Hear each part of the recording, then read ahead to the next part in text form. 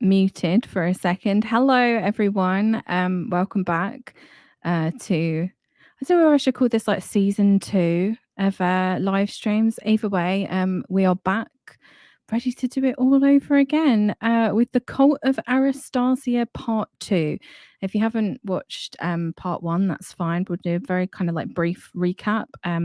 But I would advise you to go back and watch part 1 if you're watching this on a replay, because it'll give you kind of a bit more of a like better knowledge of what we're talking about, because this is going to be kind of like in the weeds a little bit. So go back and watch that if you haven't already. So my guest tonight to join me on this strange exploration is Reid, who is a historian of science, espionage, the occult, all things strange. If you don't follow him on Twitter, you should. It will be down in the description. And also go listen to his appearances on, I think this is called the Getting Spooked podcast now. It's on Tanner Boyle's Substack, Getting Spooked. There's a very long series on starseeds, the origins of starseeds, which will be very interesting for everybody listening and watching this. So welcome, Reid. Have I unmuted you? Okay. No, I muted myself. Hey, Emily, okay. and hello, everybody listening. It's great to be back. How are you doing? I'm good. I am looking forward to offloading all of this stuff that we've been like researching and talking about for like, so we were supposed to do this back in May, this second part, but then I cancelled it because I got too busy, and then we were supposed to do it like last week or whenever, and then we moved it to this week. So we're finally going to get the chance to talk about all of the strangeness that we didn't get to cover last time, and also there will be a part 3 because there is just too much. Are you looking forward to talking about Aristasia tonight, Reid? Oh, I've been waiting for this for months, and I think a lot of my friends have been waiting for it for even longer, perhaps. So, like you said, we can offload and share all of this information with an audience that is seeking it, rather than an audience that is, for example, for me, trapped in a brunch booth yesterday morning, and I was ranting my poor buddy, trying to kind of contain all this in a way that wasn't getting too many strange looks from the wait staff. Yeah, it's quite difficult to explain it, right? In a way that doesn't make you sound absolutely insane. Maybe we should start off with a recap. I'll do a little bit of a recap of the last part. Well, where we ended up, because the last part was like nearly 3 hours long, so I'm not going to recap the whole thing.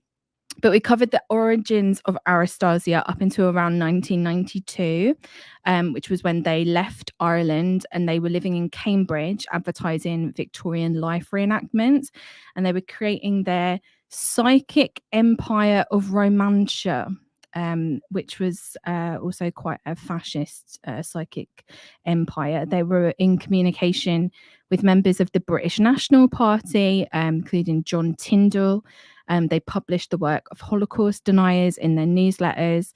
And despite all this, the British press continued and still continued to sanitize the fascism that is at the very heart of what Aristasia is all about. But we're not doing that on these streams, are we, Reid?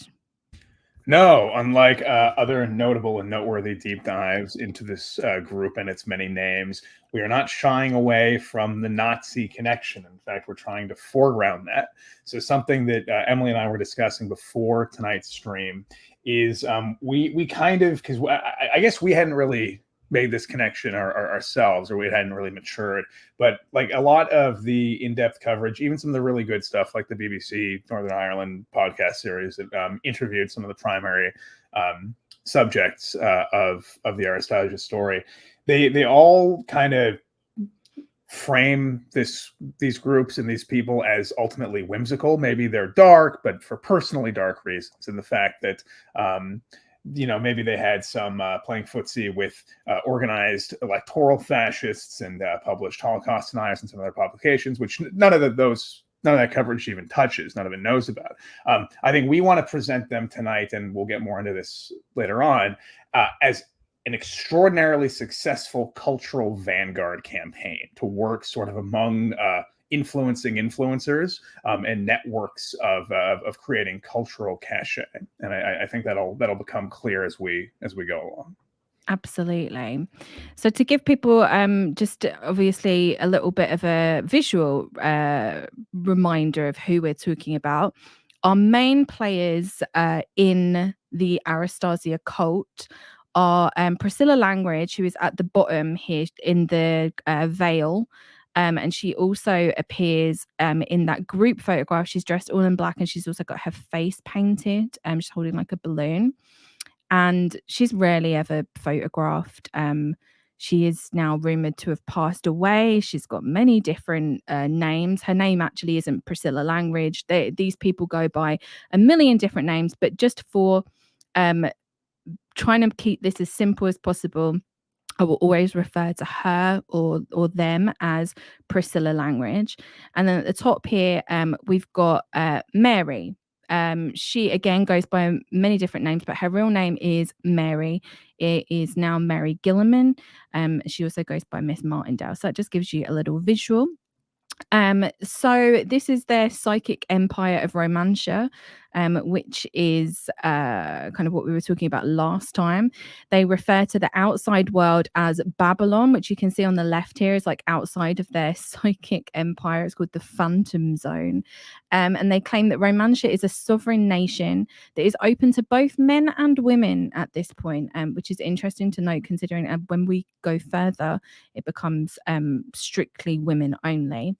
And women in this world, women are incredibly feminine. The world is built on strict class hierarchy, and they believe that decent civilization ended in the 1960s. Now, one of their publications was called Imperial Angel, and they had a vehement hatred of the metric system. And I'm going to let Reid take over this portion as we get into their the anti-metric campaign.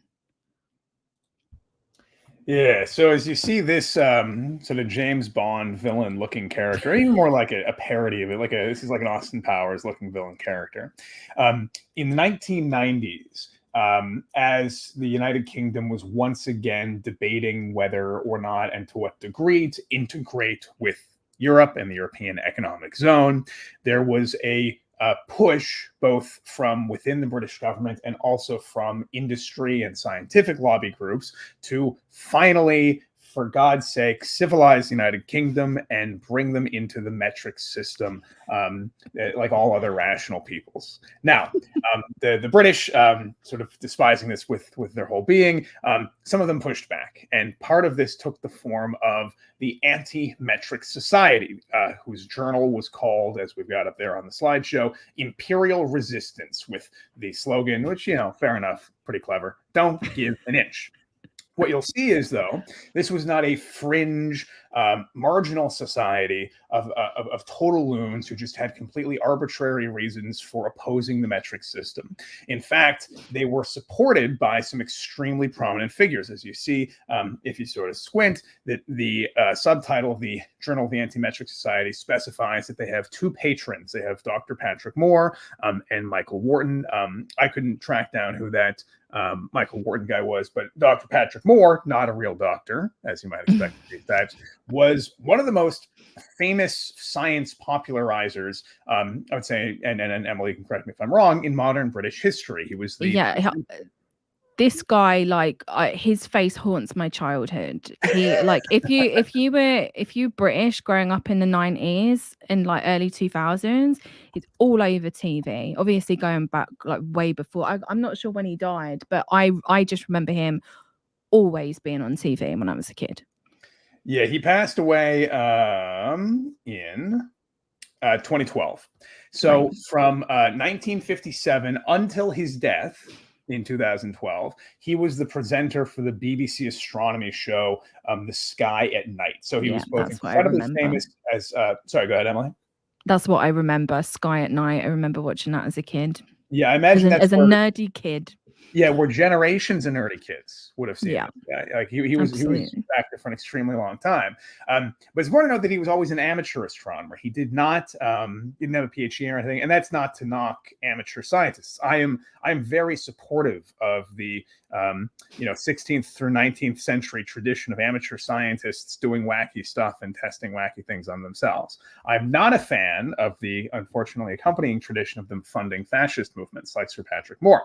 So he was a candidate for UKIP, which for any non-Anglosphere familiar listeners, that's the United Kingdom Independence Party, which has more recently become famous for its role in the Brexit referendum. And I think it's basically now just what the Reform Party is, Yes. right? That's like Nigel Yes. Farage and his old crew, which we're going to talk about later. Yeah. So Patrick Moore, in addition to being a big-time celebrity, had extremely nativist, anti-immigrant, English identity politics. He would tell people, "I'm not British, I'm English." And Emily, could you translate for those of us outside of the UK? If someone says, "I'm not British, I'm English," what kind of a flag is that? What is the white one, right? Oh God, what's it called? St. George's. St. George's. I meant more in St. terms of like the red flag, green flag. Like, what does that mean about that person's politics? Oh, you would most likely be a right winger. Yeah, it sounds like somebody who's like an extreme right winger. Well, you'd be like a kind of right winger. What you'd call kind of this is just my interpretation of it. You'd be called like a little Englander, which is you've got this kind of idea and notion of what England is. It's bunting all over the streets, the flags everywhere. It's this idea of like the British Empire. It's this like a very romanticized notion of England. That's my, and you would also have some very antiquated and fascist leaning views, even though they wouldn't identify themselves as that, as to what that actually meant. So right. you would their idea of England is not what England actually is. Right. And I think his sign off in that this is a letter to the editor clip, the astronomer resists bit, where he signs off "yours imperially." I think that's what you sort of need to know about this kind of person. Like Emily was saying, very much pining for an imagined version of the British Empire. So in the present day, there's an organization called the British Weights and Measures Association, which continues to lobby for the imperial system over the metric system. They've sort of long since kind of accepted defeat because the pressure from big industry and from science and from within the British government was sufficient to introduce decimalized currency. So if you noticed on the Emily, could you go back to the cover of Imperial Angel magazine, please? If you notice the price there underneath the title, that is pounds sterling imperial notation. So them listing the price, and that's from like the 80s, we think, right? That's when that magazine would have been in circulation.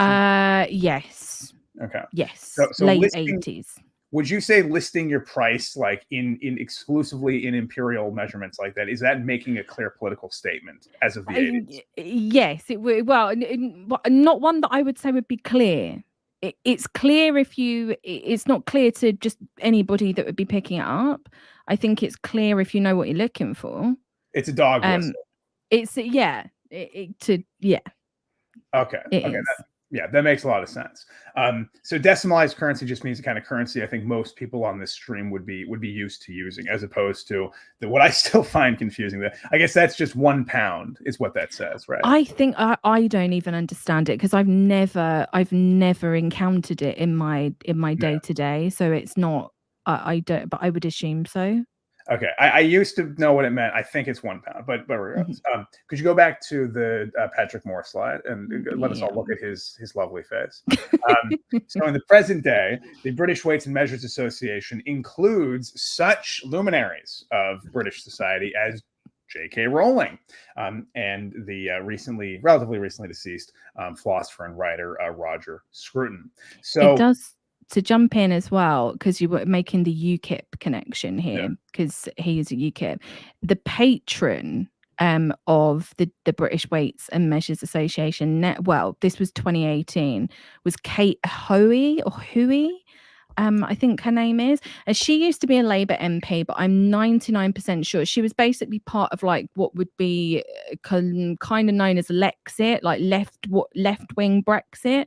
But I think she's gone more towards UKIP, and I'm not entirely sure where she stands now, but I know that she was very much kind of involved in.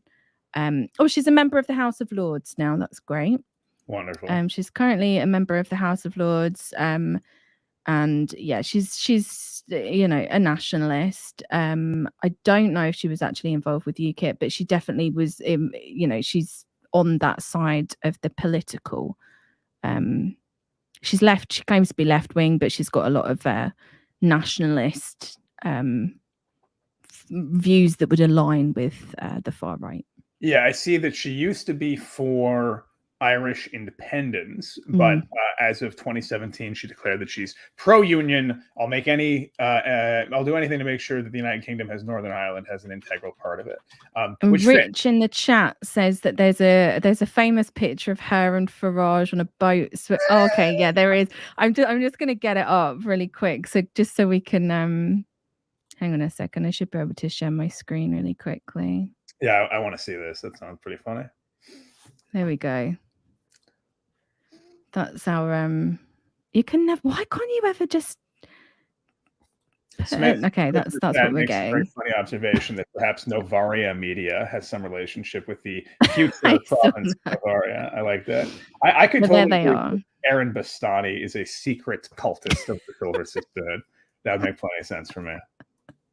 But there again is your UKIP connection. Wow, just right absolute slugs, scum of the earth, partying it up. Absolutely.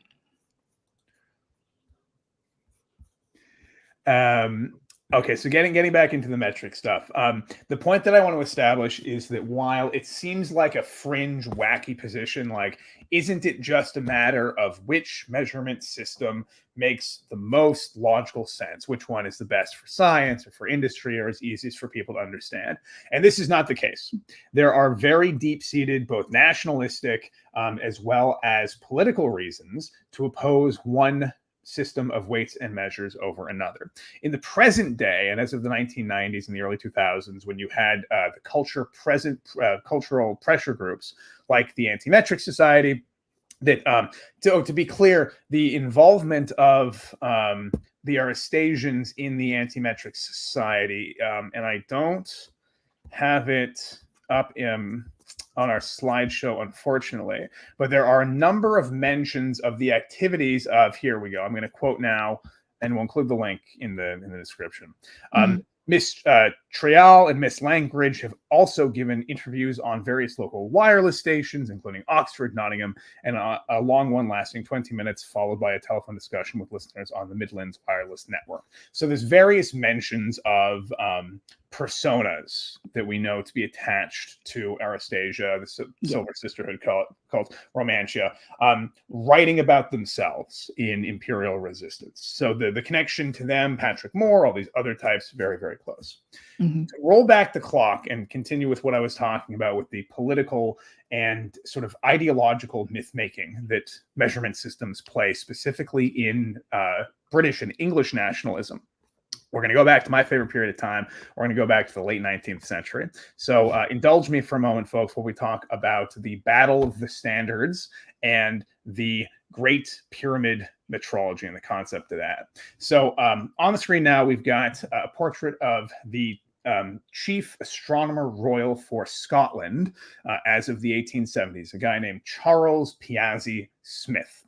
And in the box with that slab of rock and what looks like a little ruler are custom instruments that he had made for him while he was in Egypt as part of his quest to prove that the Great Pyramid at Giza, rather than being the tomb of an African Egyptian pharaoh, was in fact what he called a metrological monument that encoded within its both hidden chambers, but most importantly, within the proportions of its construction, educational explanation of biblical units of measurement that were given by God to the Hebrews mentioned in the Bible. Smythe's whole argument was that once you prove this, that the Great Pyramids are in fact these monuments to a divine measurement system, that if you can prove that British imperial measurements are the closest in correspondence, can be calibrated to the dimensions of the Great Pyramid, that proves that the imperial system is descended from the system of biblical cubits and whatnot, and that the true, this is the important part of all of these mental loop-de-loops, that the true Hebrews, the real Israelites, it's not the Jews, it's not anybody else, it's the white Britons, and that they alone are the inheritors of the covenant with God that is mentioned both in the Old Testament and then as well in the New Testament. So this is a movement known as British Israelism. And the importance of the Battle of Measurement Standards to this movement was essentially threefold. There's the fact that, let me see if I got it here. Right.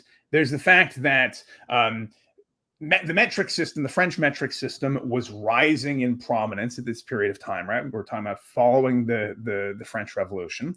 And there was just inter-imperialist competition between who was going to control international scientific standards. And if you think just from the positions of sort of a cutthroat imperialist, if you're, say the British, what was the old admiral title? Lord of the Sea, or whatever it is they used to call him, and you're sort of scheming against the French Royal Admiral. It is to a massive advantage to your nation's imperial project to be able to control the standardized system of weights, measures, and other kinds of calibration that are used not just in colonies, but by other rival imperialist nations, and crucially, on the colonies themselves. So if you're thinking about two competing telegraph companies at this time trying to get contracts to lay undersea cables for telegraph lines, and you're able to make sure that those contracts are in metric versus those contracts are imperial, these are huge contests for building out imperialist infrastructure. So this scientific, technical sort of battle, even though it seems like it's tied up in all this weird mystical stuff, that ideology motivates a very materially grounded advantage for one power to have over another. The next is that because this was a period of time, and I'm quoting now from the paper that's got the title in the top left-hand corner of that slide, which is that in the 1870s there was a revival in curiosity about the possible Hebrew origin of the British people, and it coincided with the late Victorian increase in imperialist fervor.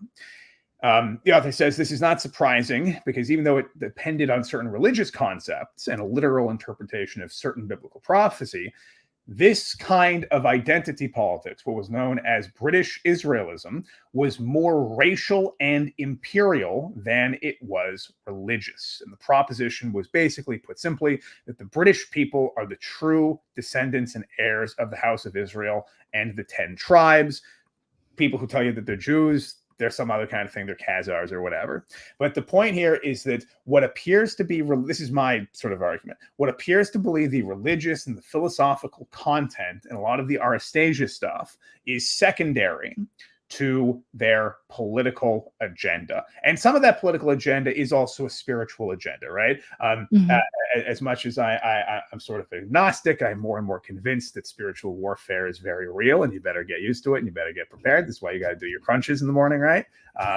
But that like in the 1870s, even though there's all of this wacky mythology, similar to with the Nazis developing their own versions of sort of an imagined Aryan mythology and an Aryan past, these mythologies and seemingly religious concepts have very practical political uses to which they are put.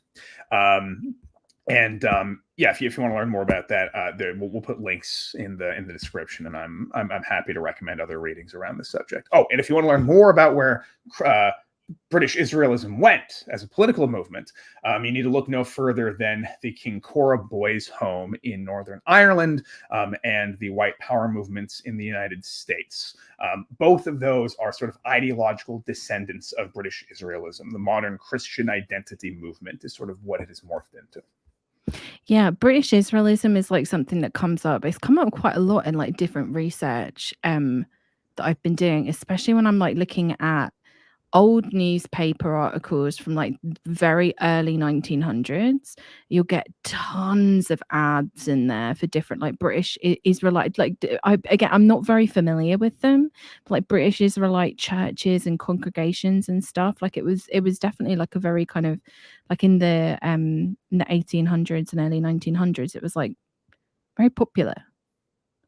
Yeah, and it really peaked. It had been popular earlier in the 19th century, and then in the 1870s and 1880s, it resurged in popularity. And as the paper by Michael Reisenauer from 2003 argues, this was for sort of imperialist fervor reasons. Of course, you have a relationship where both the political and material necessity drives some of the spiritual and sort of myth-making stuff, and vice versa. So it's never just one thing in the driver's seat. And then it flares up throughout the 20th century in various cults and movements as well. Yeah, it's when we were looking at those the British Weights and Measurements Association, they've got their newsletter yardstick, and as soon as I saw J.K. Rowling, I was like, of course. Yes, I feel like even 3 years ago I would have been confused. I'm like, why would she be involved in this? But now it makes perfect sense. Oh, well, what was that thing that happened this week that she was somehow tangentially involved in? The results of what happens when in the UK you sue a journalist for defamation and then you lose, and they get discovery power over all of your WhatsApp messages. Yeah. Nina Power, the former, I don't know if she was editor-in-chief of Compact magazine, which is that like post-left rag. Right. But it was because Rowling, I think, spoke out in defense. I think Rowling was maybe like second degree from it. Right. She spoke out in defense of somebody who defended Nina Power. And Dawkins did as well. You know, it was like a, you know, all the stars are here. Exactly. It was the people who love to tell us that, oh, I'm culturally Christian. Yes. Yeah. Yeah. I'm an atheist, but I'm culturally Christian. Jesus Christ. Well, I didn't know any of that. And it's fascinating, but also kind of terrifying at the same time. And again, it's just like all of this stuff. It just, like you said, like there's kind of these like strange things that underpin Aristasia, but the real philosophy at the heart of it is like it's just fascism, really. That is all it is. It's colonialism, fascism. That is it. Exactly. So, before we move on, I'm going to put a link to this in the studio chat, and if you could just put this up, because I think it's a great picture to sort of end off our discussion of British Israelism with. Let me see if it'll send you the right. I think it just sent you the Whipple Museum collection. If you click see view 15 images and then go to the very bottom and you see the ones where it just shows the little ruler thing. Yep, just the little ruler by itself. Yeah. What one? There's two of them. The one on the 14th, the second to last. Okay. That should have the text better.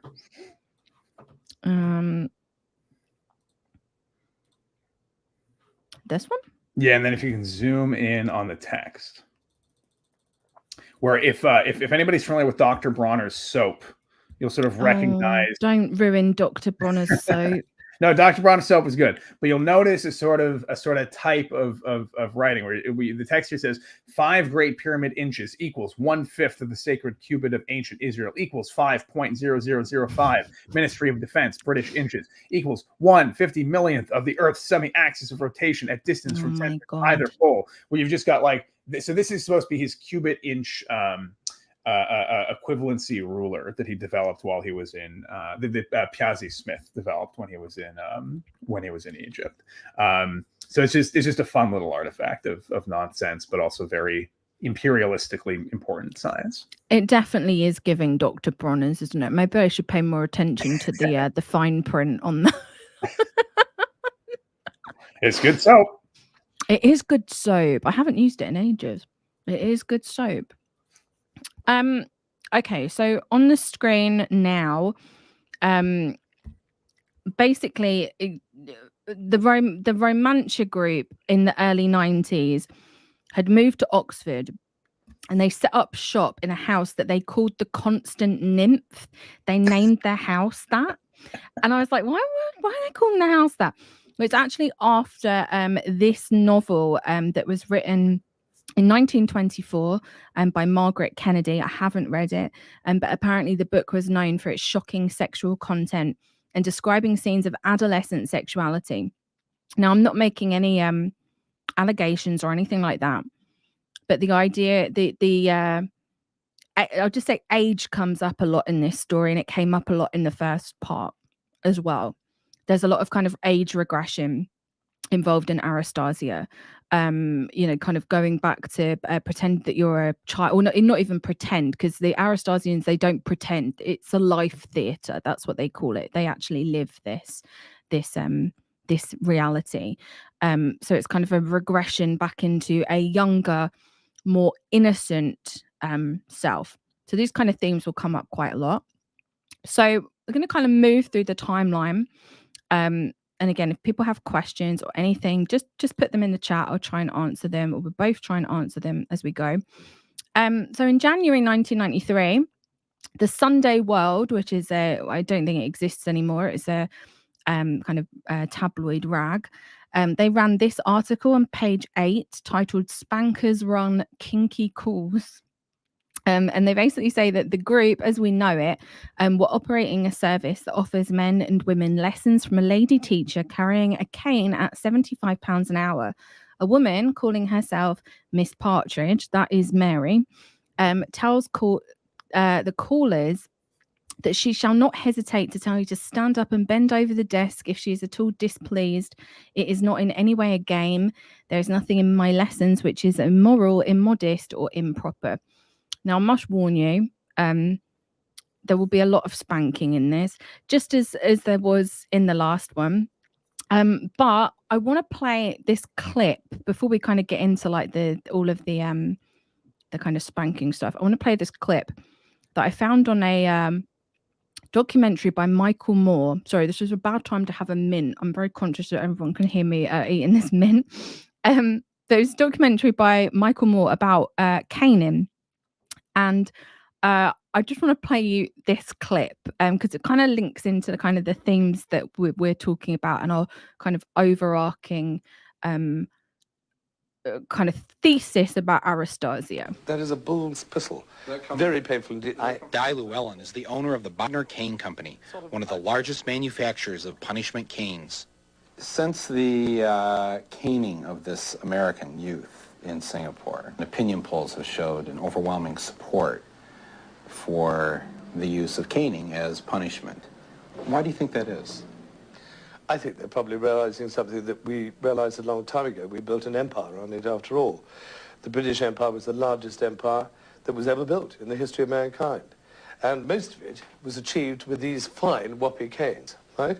They say it was on the playing fields of Eton, but it was also in various frigid rooms where boys would be bent over and have their bottoms given 6 of the best. It taught them not to be naughty, toughened them up, and made them good frontiersmen.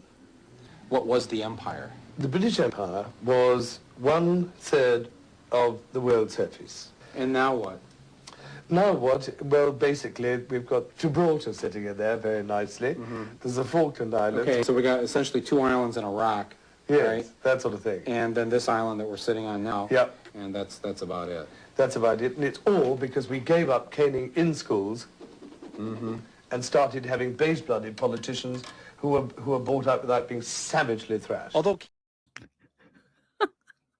What do you think about that clip?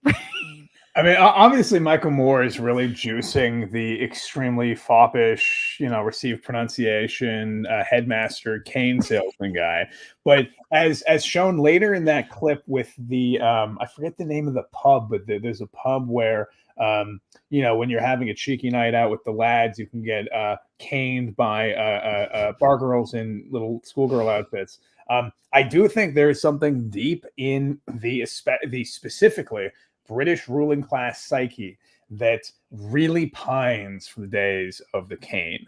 I've heard the argument sort of made informally that the system of like hazing and beating, as well as sexual abuse that occurs within British boarding schools and used to be really more of a tradition, is sort of the first introduction to a strict class hierarchy. Of course, Britain isn't unique in that kind of intergenerational deployment of trauma, but it does seem to be such a fixation for the sorts of people in this story who pine for that expanded British Empire that it's not just this one goofy guy that Michael Moore got. And of course, in the longer clip, he talks to a bunch of people. So I think that obsession, even if it's laundered either through oh, it's kink, or oh, it's just aesthetic spiritual discipline, that kind of both literal and figurative fetishization of violence is a big tell. Yeah, it is very disturbed. Just the way that he just says being savagely thrashed. Yeah. Like, my The worst, I God. think, was the old former headmaster who's just like wailing on the little child-sized dummy. Yeah. That Well, was and disturbing. yeah, it's disturbing because there is a problem in this country with the sorts of people that become teachers in schools that would want to do things like that. I mean, obviously you can't do that now, but what I'm trying to say is a lot of people refer to the UK as a pedo island. So yeah, there is that. Moving on. I just kind of wanted to play that because it kind of contextualizes some of this within like the bigger themes that we're kind of talking about, because the spanking is very much part of the Aristasian way of life, and we'll see a lot more of that going forward. Real quick, I think there's something notable about the kind of commodification of the cane and the sort of like fetishization of it, because there are plenty of people who advocate for hitting kids nowadays. In sort of there's that one really creepy American couple, the Collinses, who very famously, they got like a Guardian profile about how they just do it in public in Pennsylvania where it's not illegal. But the difference with the sort of and it's described more in that Michael Moore clip, that you have to administer it very properly and everything must be done according to a technical manual. It's got that very British, by the book, legalistic, we are a proper civilization with rules and orders, and you can buy the cane off the shelf and it'll get the job done because you're white, you're British, you're doing the right thing. Yes, exactly. Child abuse, but it's all traditional and all very good for the child. So for this next one, I couldn't actually find the article, or I'll leave a lot of these links to like sources and stuff down below. But the Sunday Telegraph, they went a lot further than the Sunday World article did. This is still in very early 1993. And they ran an article on what this group were up to in Oxford. And it appears that they were running mixed gender soirees and that people would pay as little as £3 to attend. But I guess in 1993, £3 was a hell of a lot more than it actually is now. There was a strict dress code. So it was black tie for the men and evening gowns for the women. And once you stepped over the threshold, you officially entered the Empire of Romantia. And the goal was to leave the modern world behind. And in this article, they interview a regular undergraduate attender who said that there's something grimly fascinating about them. The majority feel the same way as me. It's a sociological experience. It has to be seen to be believed. And they also, a direct quote from this article, the writer, which is Nicholas Farrell, he writes, the old favourites such as Land of Hope and Glory and the Teddy Bear's Picnic are played on a crackly wind-up gramophone. Bows, he's the doddery butler, serves cocktails called the Fountain of Youth, gin, sugar water and lemon. Television and conversation about post-war people and events are banned. The undergraduates pay £3 to attend. Cocktails are paid for in shillings and pence. Sounds like a absolute barnstorming evening. So in this article, they're the Aristasians, but they're obviously the Romantians at this moment in time. Oh, that was the quote. They claimed that their magazine, which was the Romantic, had over 1,000 subscribers, and this magazine was kind of a bit more of like a vessel for Priscilla Language's storytelling, although I'm not entirely sure who wrote these. It was either Mary or Priscilla Language. There's like articles on bondage service, and this becomes like a really big thing in Aristasia. Also, seceding from the modern world. Nothing secedes like secession. And it's like all the kind of textbook Aristasian things are in this magazine. And secession and seceding from the modern world, even though they've kind of been doing this since the 70s, it becomes like a bit more kind of overt in this time period. So as well as running these fairly tame parties that anyone could seemingly attend, they also charge people £75 for discipline sessions. And the journalist from the Sunday Telegraph actually attended one of these sessions under a fake name, called himself Mr. Fletcher. And he said that Mary, who's pictured here, beat him with a slipper and said, "I'm not sure you're ready for the crook-handled cane. When I use it, I cannot control myself." She then proceeded to beat him with it 3 times. Important to remember that it is a consensual exchange. My theory is in this time, they've got a lot of different ventures going on, but they're obviously, very obviously, from what I've looked at, supporting themselves with a mixture of like selling their books and magazines primarily at this moment. Then they go on to sell the books later on. They have a couple of business ventures, but it's sex work essentially is what they're doing. They're doing, cool lines, inviting men in. Men being involved in this bit is that I feel like that's where they're making money from. And even though they say it's not sexual, it absolutely was. It may not have been for them, but it absolutely was for the people that were coming and partaking in it. Apparently, this undercover journalist, this isn't actually a picture of him. This is from something else, but it was the only picture I could find. He called Mary the next day to tell her that he was actually undercover. And she said, "I could tell you you were a lying little rat, and I was quite right, wasn't I? I really believe that discipline is good for people and that my attitude is normal and the whole of the rest of society is wrong. Some people are meant to rule and others to serve. It's a good therapy. It relieves a lot of tension. If somebody is naughty, the way to restore balance and harmony is to administer physical punishment." Any thoughts on that, Reid? Quite a few, some of which I will have to censor and launder by virtue of the libel laws in your country. I constrain because I'm on your platform. I have to hold my tongue as well. What I'll say is that, stop me if I'm getting too close, if I'm on too thin ice here. I think one could allege that the structure of their business ventures at this point in the late 80s, early 90s, could be said to resemble some other odd far-right cultish groups that involve themselves both in sex work and things that could lead to the collection of potentially blackmailable materials on high society individuals, particularly when you take into account the fact that one end of their operation is attempting to ingratiate themselves with young, specifically college-aged women who are interested in spiritual or otherwise supposedly countercultural pursuits, including, as Mary likes to say, the spiritual and socially therapeutic dimensions of physical punishment, which women in Aristasia are always both the recipients and the administrators of. But as Emily pointed out, at this point in their operations, they do have male clients. So you put those things together and you start to see sort of a recruitment and brainwashing sort of behavioral modification operation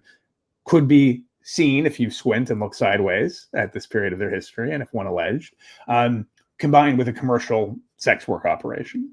I do think we have another article from around this period of time that made it sound like the journalist was alleging that they were producing pornography as well.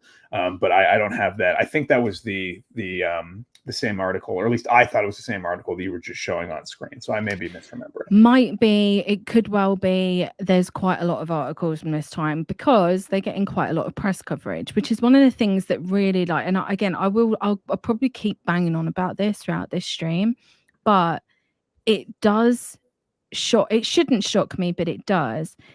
The amount of media coverage that they've gotten, but nobody has actually really looked into who they are and what they actually stand for. It's really shocking. Even the most that you get, it's sort of like I said at the beginning, like you've mentioned previously on the first stream, you get them treated as sort of a circus sideshow. But as far as we're aware, nobody has talked about this level of detail or this kind of granular. Here's how they actually made ends meet. Here's what the operation was doing. You know, there's the cybernetics principle of the purpose of a system is what it does. Nobody looked at that.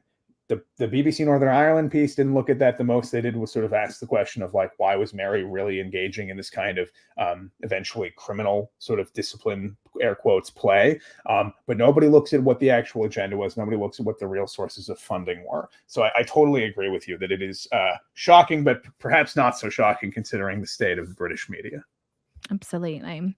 So at some point between 1993 and 1995, they moved to London, Epping Forest to be exact. And it's around this time that they link up with this woman who is known as Miss Helena Frost. She's a dominatrix who specializes in caning. Again, to solidify the sex work connection, I did find when I was researching this, people writing about having been her client on forums.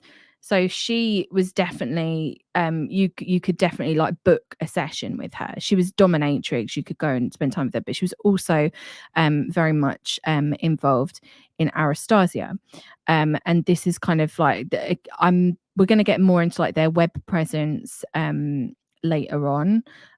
But these are some of the websites attributed to Miss Helena Frost. So you've got like schoolgirl reenactments, bonded maid servants. This is all very, very Aristasia. And she's definitely involved because she was in photo shoot with Mary. I think it was maybe just be quickly worth reminding people who didn't watch part one that when Aristasian advertisements for bonded maid service go out, they're not talking about necessarily just like 1 or 2 sessions. There was a girl who, when they had their sort of LARPing Victorian boarding house schoolgirl experience in Ireland on the coast somewhere, who was kind of like brainwashed and pressured into being a maidservant for, what was it, a year? Oh yeah, like very long duration of time. Is And that she the was one on- that is that the one that Mary beat and then there were the criminal charge? Well, she had to pay the fine. Yeah, it was a pretty small fine, but yeah, she's the one who eventually was able to escape. She was in for a while and wanted to leave for a while, and it was they were talking on the podcast about wanting to leave and kind of planning to leave, and then she kind of left the house and phoned up her dad and asked her dad to come and get her, and yeah. Yeah. I like the comment that Smith's made in the chat that Liz Truss would have been a part of this if she was born a little earlier. I think it's entirely possible that Liz Truss is a member of this and we just don't know it. Christ, she could be. She could well be. She lost her seat, which is nice. Unfortunately, can't celebrate it though because got Keir Starmer. But anyway, so they created. Oh God, these slides are going all over the place. They created the Wildfire Club, and this is essentially their publishing arm. And the books that they published made them kind of infamous amongst the British press. They said in an interview that they were named after both the Hellfire Club and the fact that someone said it'll spread like wildfire. So they become the Wildfire Club. So during this time, they ceased referring to the Empire of Romantia. And as far as I can tell, the publications of that era also stopped, those being Imperial Angel, the Romantic, etc. So this is kind of like, through what I've seen, this is kind of like the real kind of birth of, even though it's always been Aristasia, this is kind of where it becomes like a bit more kind of coherent, I guess. So let's talk about some of the books that they published, starting with the Feminine Regime by Miss Regina Snow. Again, most likely an identity of Mary's. And this book, as far as I know, contains the first in-print references to Aristasia. And in the introduction, they declared that the book, and you can see it here, approved for distribution in the Celestial Empire and all imperial dependencies.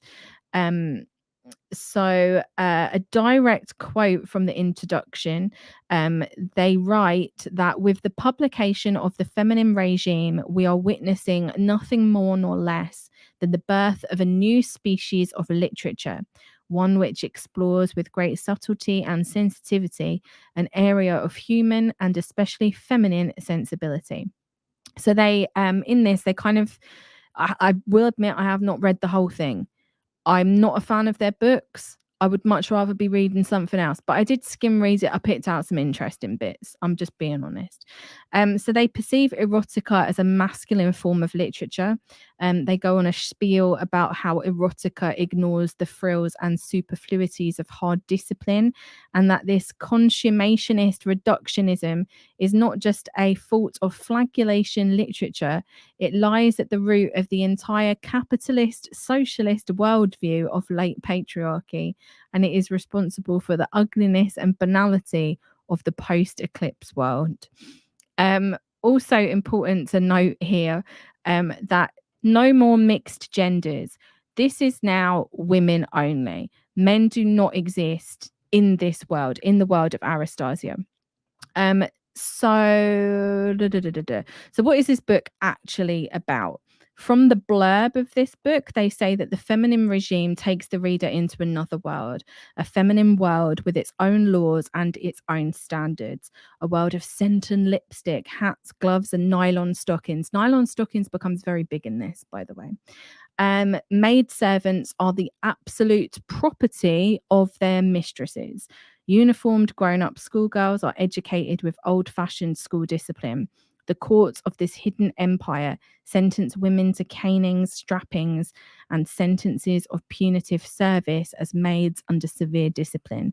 But the most fascinating thing about the book is that it is not a fantasy. The hidden empire in which the action takes place is a reality to which the authoress herself is proud to belong. While the book and its events are fictional, the background against which it takes place is not. And in the course of a breathtaking story, we are taken on a conducted tour of that world, seeing private homes, schools, and courts. We see from within the life of a slavey, which is a bit sus, the lowest grade of maidservant, subject to the discipline of all the other maids as well as her mistresses. We attend an imperial school ruled by a formidable mistress with a stiff strap. We experience schoolgirl canings, including one of the most intense and powerful caning scenes ever written, and public judicial chastisements. I mean, it just sounds lovely, right, Reid? Do you read this? It's, I mean, I tried to. Like you, I spent a lot of my time reading Dinsinfo slop garbage, and I can't get through this stuff. Like, and you know, they sort of have like the kink, like the erotica element, even as they decry that as a masculine literary form.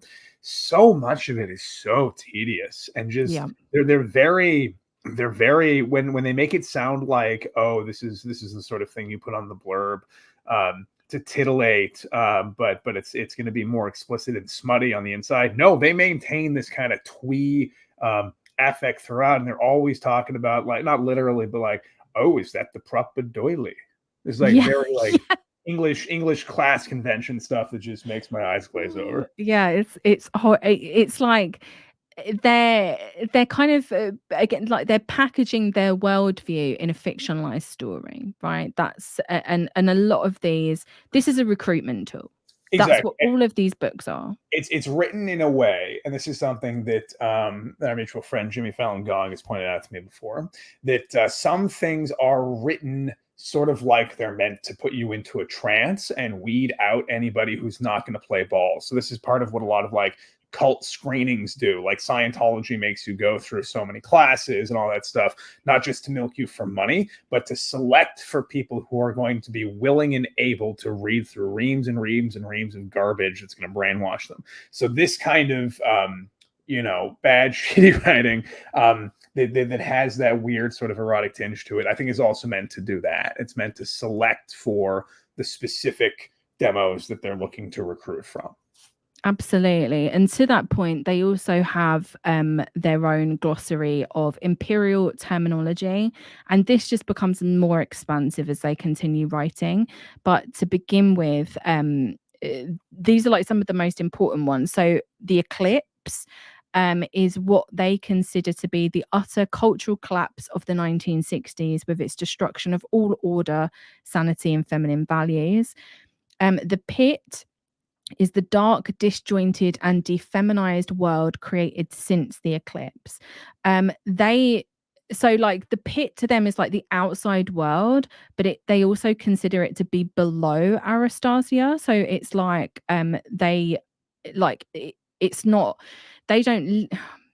like outside of their world, it's below their world, right? So it's again like plays into this hierarchical kind of thing, and they speak of the world below rather than the outside world. The empire is the sovereign feminine country created above the pit for those who want to continue civilized existence. They call dwellers in the pit barbarians, and they say that the word should be understood in the classical sense of a foreigner outside the pale of civilization. They refer to bongos a lot, which always sounds deeply offensive. And they say that that means it's like belongs to or characteristic of the pit. So they will refer to stuff as bongo money, bongo clothes, metric is bongo measurements, and bongo music. They say that so when they use the words up to date, they think in their world that is like current. So that means anything that's made between 1920 and 1959. And then anything but like in the past, like from like past 1920, I can't even talk. Anything that came pre 1920 is old fashioned or out of date. Up to date things are also called real, and they call girls pets, which is short for chapettes. That would be interesting to keep in mind later. Chap comes up again. And then they've got the word miroir, which is the look or surface which one presents to the world. So just again on this book, The Feminine Regime. So Mary claims that it is a novel about the human soul and the deep, mysterious and passionate urges that lie within it towards submissions and punishment. And she says that these are parts of us and they influence many of the things that we do. She says that in former times, disciplinary and submissive urges were often sublimated in religious feelings and practices, or in the everyday transactions of a more hierarchical society. The liberal forces responsible for the breaking down of social hierarchy and serious religious devotion, while they were friendly towards sexual expression, were extremely hostile to discipline in all its forms. Thus, while sex was liberated, discipline was driven further underground. I would argue with that because she's been on the front cover of nearly every UK tabloid talking about spanking with a cane in her hand. So I fail to see how it's been driven underground when she keeps being given so much press coverage. And also important in this, because we were always trying to figure out what was it about the 1960s. And I do genuinely think that it was just like a general thing about the 1960s, the idea of like the counterculture, all of that kind of stuff. I think the civil rights plays a big part of it as well. But they refer explicitly to an obscenity trial involving the Lady Chatterley's lover. And they say that after it, the Western world underwent radical change, which they call the eclipse. So that's just important bit to mention. We also see the writer of this book, which again I think it's Mary, intertwining discipline and hierarchy. She writes that discipline which takes place outside the context of authentic hierarchical relationships is mere barren self-indulgence. The term discipline applied to such antics is even more absurd than the usual sloppy usages of the pit. And she says that pornographic discipline is not discipline, and that the discipline described in this book is part of something greater than itself, part of a way of life contrived to free souls from the pit and of a profound feminine sensibility. There's also an afterword in this titled The Empire is Real. This is what I mean about recruitment. So they make it clear that the school in this book, this fictionalized book, is based on St. Bride's, which we obviously covered in the last part. But they state that this operation has now moved to England, and that any girl or lady who would like to make contact with the Empire is invited to write in to the Aristasians at the Wildfire Club. So that's just like straight up recruitment, right there. Like it's just like you read this whole like whimsical ass book, and then at the end they're like, oh, by the way, everything that you've read, it could just be a reality for you. It's kind of like, again, like all throughout this, it's kind of like, oh, are you kind of unsatisfied with your life? Come and join us. And it's interesting, though. I think there's a later clip that I get into that I might show that says that they don't charge anyone anything to come there. You can come and stay for like months at a time, and they will like cover all of the costs. I mean, that is what we mean when we're saying it's very culty, right? Like this is straight up recruitment.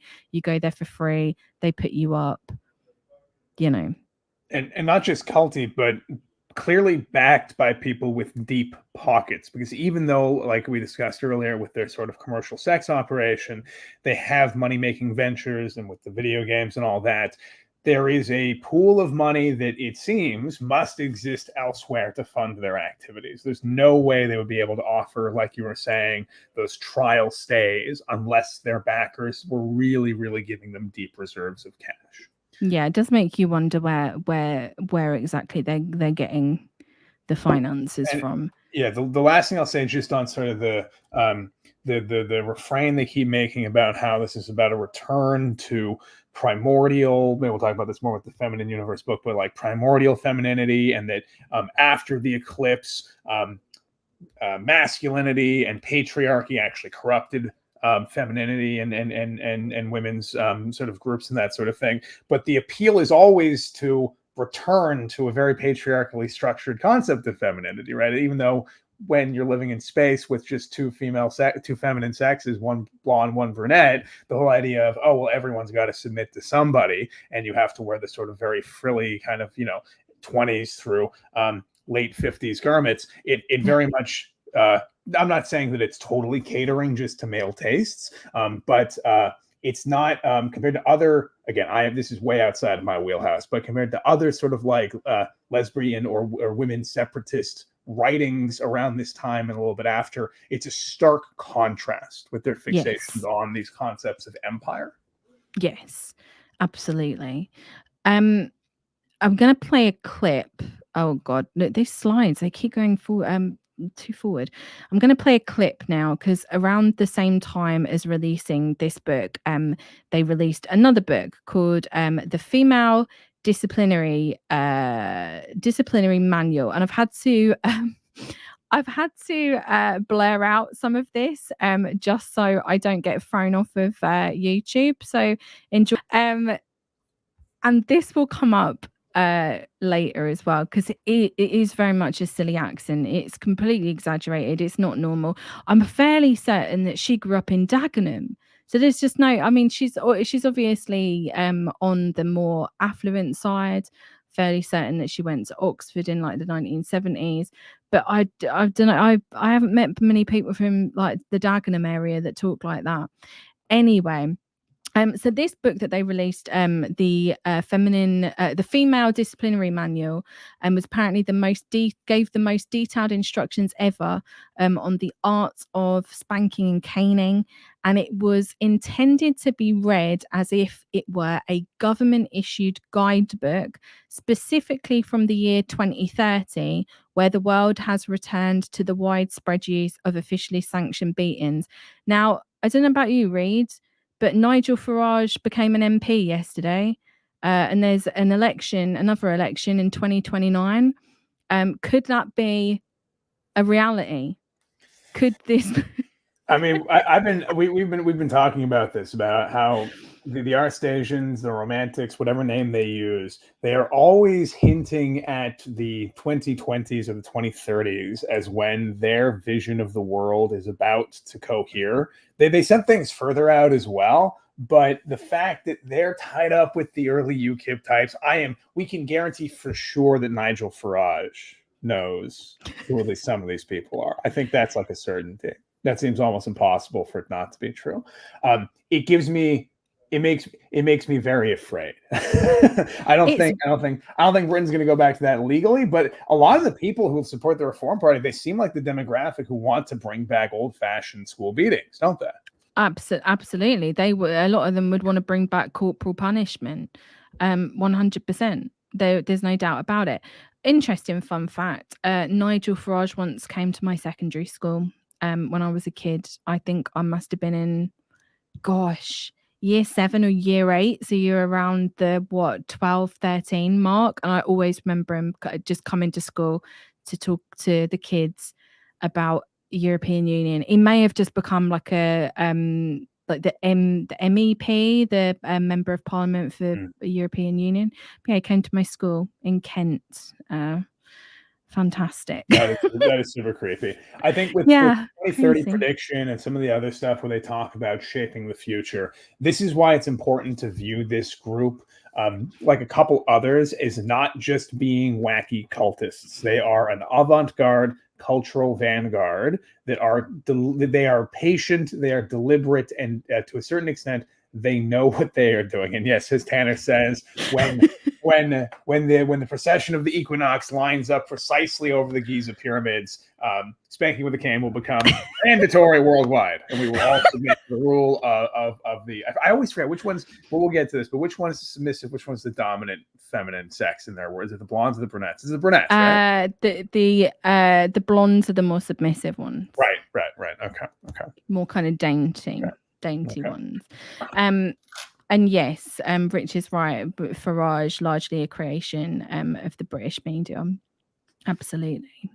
Or is it brunettes that are the more submissive, Claire, or is it the blondes that are more submissive? I always thought it was the other way around, but I cannot remember because there's just so much nonsense.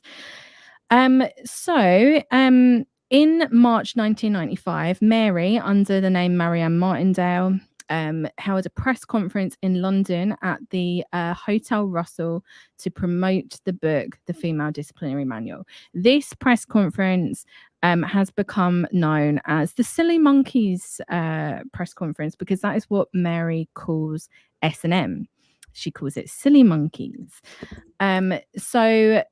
This was a piece written by a journalist at The Independent called Rosie Millard. And she said that Miss Martindale walks into the boardroom swinging a long cigarette holder containing a pink Sobrani. She is wearing a fur coat and a 40s black hat with a pheasant feather perched perkily on the brim. She has wing-tipped glasses from which dangle a gold chain. Behind the glasses, her eyelids are weighed down with layers of bright blue eyeshadow and long false eyelashes. Someone somewhere, I think it was in one article, referred to Miss Martindale as a bit of a Frankenfurter from Rocky Horror Picture Show kind of character. And I feel like that's pretty apt. That is so spot on. She really does. It's so spot on. It's even like some of the photos photographs of her as well. It's like you're literally Frankenfurter in the house as well. Like some of it just looks identical. So at the beginning of this press conference, she says, "Good afternoon, ladies and gentlemen. I wish to introduce you to something completely new. It's one of those things so obvious, so natural, so fundamental. One is surprised that it has not been done over and over again. The subject of discipline, corporal punishment, spanking, caning, and so forth is of perennial interest." So she declared to the audience that it was a serious and intelligent book designed for mistresses to administer to girls. Again, the use of the word girls, it's very like it related to age play. And, the age regression kind of thing coming into the mix.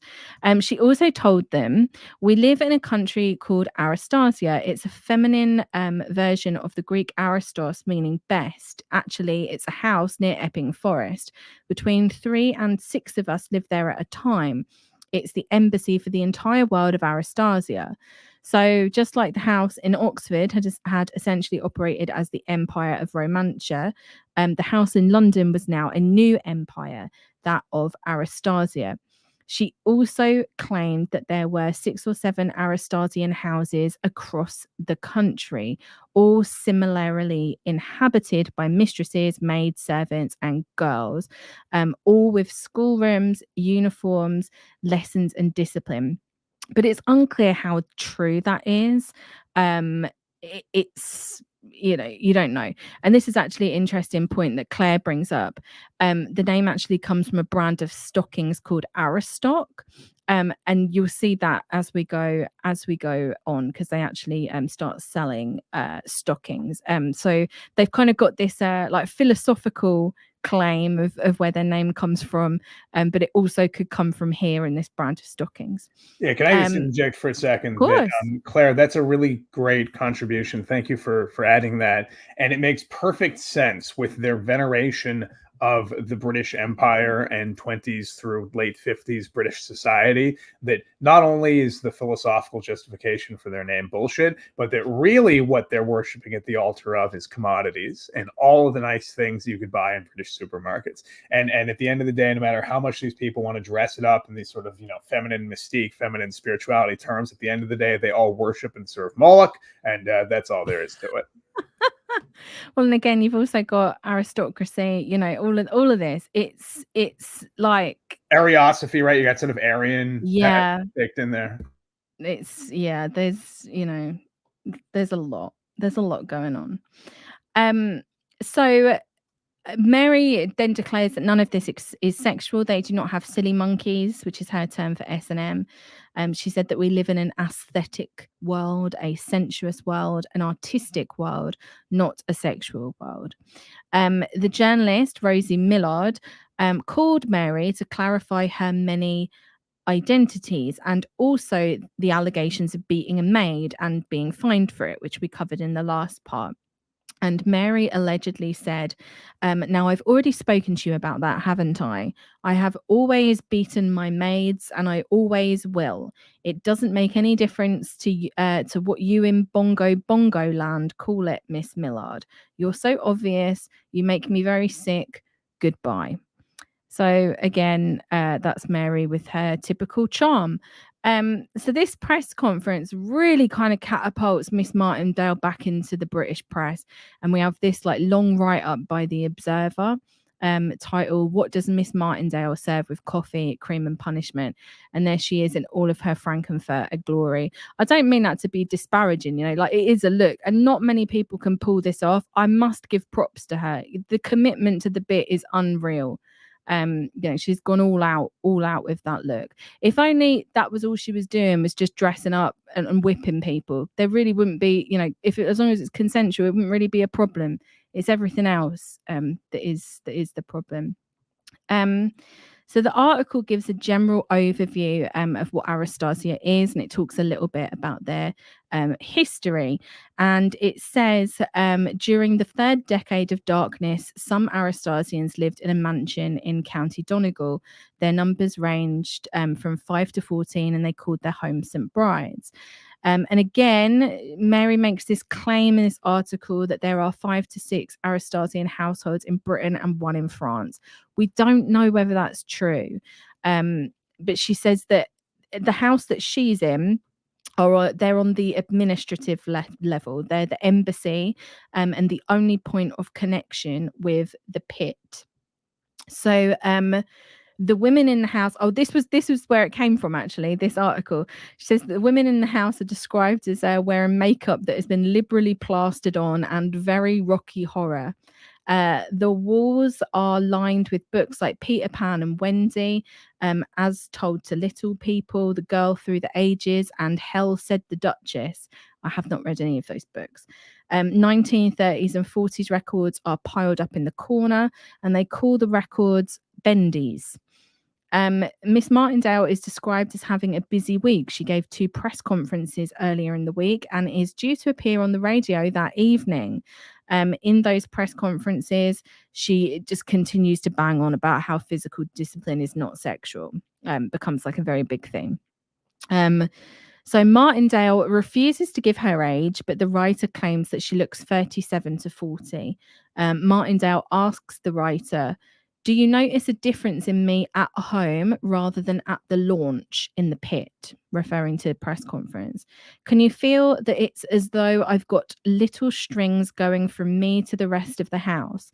It's hierarchy, the golden chain, a traditional concept." Above Miss Martindale is a woman. This is all in this article. They say that above Miss Martindale is a woman who goes by the Countess. And apparently at various times throughout the interview, a knocking on the parlor door causes Miss M to stop talking immediately and hurry out to attend to her shadowy mistress's requirements. "The Countess isn't well," explains her minion on returning from the 3rd mysterious menstruation in 3/4 of an hour. So it's like, I'm not sure what was going on there. Maybe that was Priscilla. Who knows? There's a couple of quotes that I want to read. There's actually 3 quotes from this. These are all from Mary. So she says, "I train a servant to lay the table almost as though it's a dance, not just lay everything in this set place that it's required through convention, but to sense the harmony. And as a mistress, you try to be a perfect mistress, to fulfill an archetype rather than a stereotype. We only ever administer good discipline. By that, I mean good for the pupils. Discipline should be warm and enclosing and make someone feel pure, secure, and cleansed. People don't get beatings that are too severe. If there's an unusually strong beating, it's where both recipient and person administering it can feel that it's really needed. It's a magical thing. You can feel it's right. We're not talking silly monkeys stuff about consent." So even in this context, even if you've gone here, you won't, from what I can ascertain from reading this, there were never any kind of like clear conversations of like before administering any type of discipline that this was what was going to happen. Apparently it's like a magical thing and both people feel it and you don't have to ask for any kind of consent because that's just silly monkey stuff, and they don't bother with that. So she says, the sensuality you get from giving a punishment is because you're submitting yourself to something that knows better than you what's appropriate. There was once a girl who'd been really naughty and I gave her 6 strokes harder than I've ever managed before. Something higher than me decided that it had to be a very severe punishment. Discipline is not chained to fleshy, gross things. It can be an inner feeling, very uplifting, enlightening. Reid, you wrote here, real behavior modification vibes. Yeah, the kind of even though violence in a sexual context can be used for behavior modification to very powerful effect, the way that they're spinning and saying no, it's not sexual, it's spiritual, or it's about social hierarchy, really seems like it's doing 2 things. The first is in sort of classic cult structure, you're taking something that does obviously have clear sexual content and then making it part of the spiritual hierarchy. So let's say if there's no questions about consent involved, well, then the only arbiter of whether or not something was an appropriate punishment may be the Countess. And like you said, who the hell knows who that is? My guess is that it's nobody. and then it was Mary Martingale herself, right? It's just sort of a classic cult move of, oh, well, there's 3 orders. I'm in the 2nd order, the 3rd hidden inner order. Well, the secret chiefs, they don't meet with just anybody. They meet just with me behind closed doors. So if you want to get an answer to your question, I'll take it under advisement with them. And hey, it's their word, not mine. So it's going to hurt me more than it hurts you.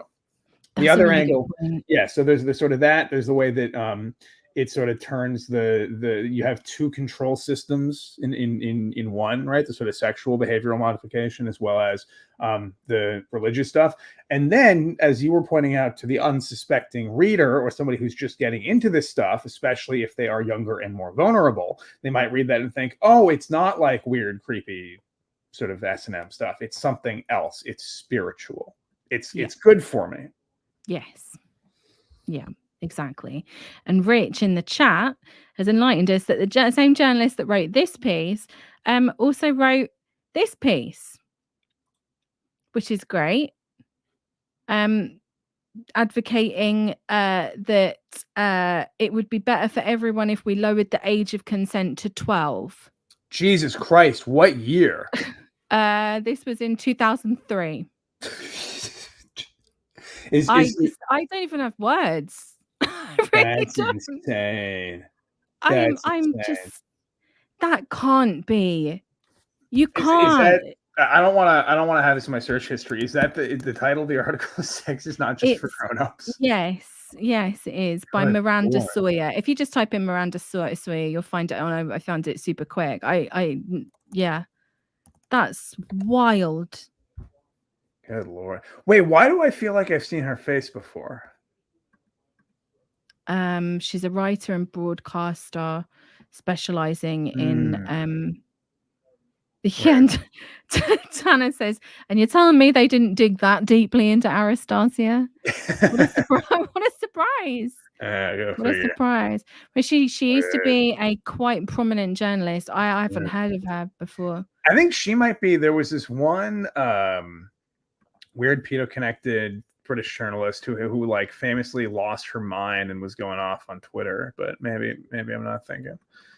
Maybe it's somebody else. I'm just utterly baffled that anybody would write this. Yeah. It is truly horrendous. This is like you should have. Well, I'll again, legally speaking, we're in the UK, so I should hold my tongue with what I was going to say. yeah. Just save it for when it's just me and you talking. Yeah. Yeah. Wow, that's kind of thrown me off track slightly. Discovering that is quite something. So again, in this article, with the woman that advocated to lower the age of consent to 12 years old, I'm just baffled. Just can't even go over it. So Mary also mentions the beating where she was eventually sued for actual bodily harm. She said, I only disciplined her 3 times in around 18 months and then only very faintly. Martindale tells the journalist that if they were to join the Aristasians, she would dress her, the journalist Miranda Sawyer, who's the one that wrote the very unsavory article. Martindale says that she would dress her as a character they call Pipsy. This represents the flamboyant side of the psyche. The troubled, pit-soiled side would be intuited and danced out. And apparently, Martindale said, it's the only time I go barefoot. The Countess plays the hammer dulcimer, a lovely tingly music, and I dance to draw out your poison, like shamanism. So they do some sort of like dance to get out your pit-soiled side. I don't really understand exactly what they're doing, but again, it kind of sounds kind of like ritualistic. She says it's like shamanism. They also appear, where is it? Is it this one? I believe it is. Yeah, this one. So they appear in the S&M magazine Domina in 1995 because they are absolutely against S&M, silly monkeys, but they are totally okay with being in S&M magazines. And they were in this article titled Passport to Aristasia. And in it, Mary claims that the producers of the Ruby Wax show have been trying to get her to appear on her show, even going so far as to offer her £2,000 for an appearance. So again, like those kind of media appearances could have been bringing them in quite a bit of money. So Mary says in this article that they started off as a group of girls who are writers, and that right from the start they had rejected modernity. She says that they write about what was our everyday reality for commercial reasons. So I feel like my presentation is slightly off. I want to just do a full disclosure. I stayed up way too late last night watching election results. I didn't sleep very well and I got bad sciatica. So please forgive me. She says that they write about what was our everyday reality for commercial reasons. So basically, these books, she fully admits here that they're commercial operations. She says that they haven't tried to be deliberately titillating, but that they've found an audience for their literature.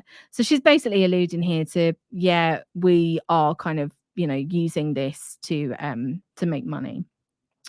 She says that no matter what the physical age, a young side to a girl's character invariably emerges. She explains how different rooms of the house become different places within Aristasia. So, like, the house is the Aristasian empire, but like different rooms within the house become these different places. There's like a restaurant, there's a cinema. She says that we actually leave the house by one door and come into another into a room which doesn't look the same as it did when it was just a drawing room or a dining room. We'll change it around and it creates a very strong atmosphere.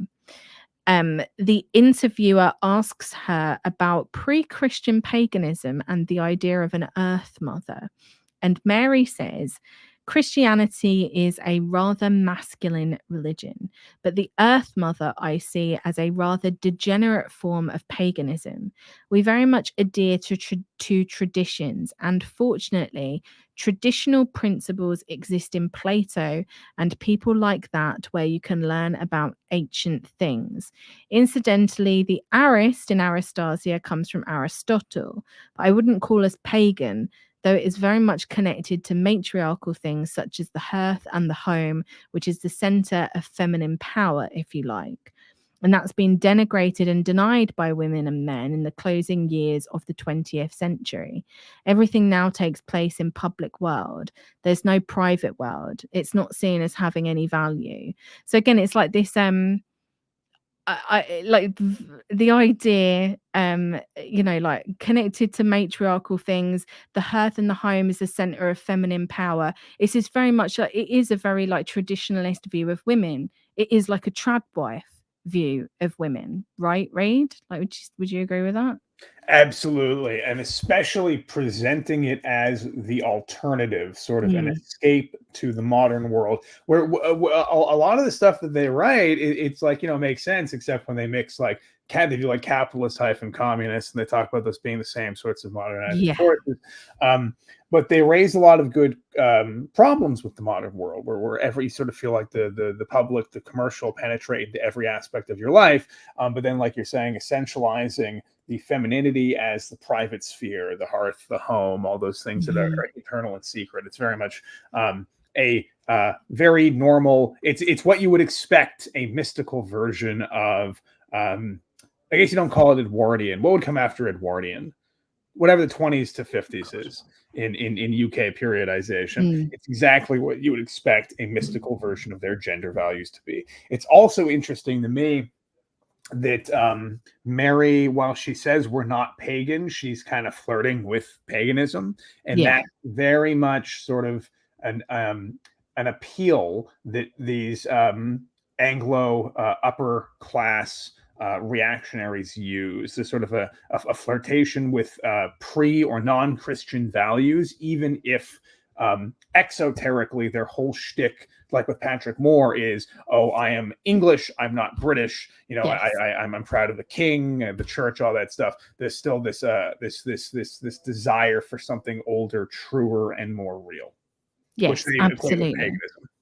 Well, that's very much their time period when they came around as well, because it was very much like kind of like we spoke about this a lot in the first stream, but you know, it's kind of the era where Wicca's becoming very popularized. It's kind of like this occult revival. A lot of like earth mother religions or kind of like spiritual thoughts becoming popular. And Claire makes a good point here. If they wanted a private world, why did they keep doing press conferences? Good question. Claire, I think the answer to that is they want bonded maids stationing the hearth and the cauldron around the hearth rather than doing it themselves, right? They wanted a fresh labor supply. And yes, like Claire says, a ton of fake lore, just fabricated, like most of these new religious movements. They're making up these traditions. Absolutely. So she where am I? I'm here. She says that discipline is integral to Aristasia in ways that Mary herself probably doesn't understand. The exercise of genuine hierarchy and instilling obedience into those below you. I think of myself as serving a heavenly power and serving God. And I think of myself as serving everyone that I rule. Mary tells the interviewer about a new book that Regina Snow is writing. Bear in mind, we think that Mary's probably Regina Snow, called The Children of the Void. And she says that it's about their actual life and will detail what punishments are actually like. And the journalist says that the Aristasian world reminds them of sex magic and the raising of energy. And Mary says, well, I would say it was spiritual, very spiritual, because you have an inward submission to God. There have been times when I have really felt that. And when I've prayed to do God's will, who I conceive in a feminine form, I've prayed to submit to something and wanted her will to be done, not my own. And I've experienced ecstatic feelings just relinquishing my own will. And I think that whether you administer or receive discipline, or whether you do both, the true heart of discipline, the key to it, is the submission to a higher authority. It's this submission that gives the delightful feeling, shall we say, not the physical aspect of it, but the spiritual submission. Physical discipline purifies, cleanses, and encloses. It raises the soul higher.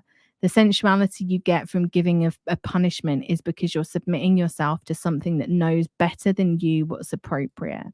There was once a girl who'd been really naughty and I gave her 6 strokes harder than I've ever managed before. That's the same story. She relays the same story that she told the other journalist. But again, here it's like all about submission, and it's framed in a way that it's not a sexual submission, which would be a lot of people are into that. I'm not going to do any sort of judgment. You are what you're into, what you're into, who cares? This is like a spiritual submission. You're going into this and you're submitting to somebody and you're essentially allowing them to rule over you because it gives you some kind of spiritual enlightenment, and that becomes, that it is opening up a whole heap of issues, because you're allowing someone like this to have full control and submitting yourself essentially to a fascist, because that is exactly what they are. Yeah, and just to kind of reemphasize this, I know I keep harping on this point, but the denial from the leadership in the literature that this has anything to do with, I think sometimes she concedes that there's a sensual aspect to it, but the denial that there's anything sexual about it, when obviously that's not true. There's something sexual about it for everyone involved, and instead saying that it is about a spiritual submission.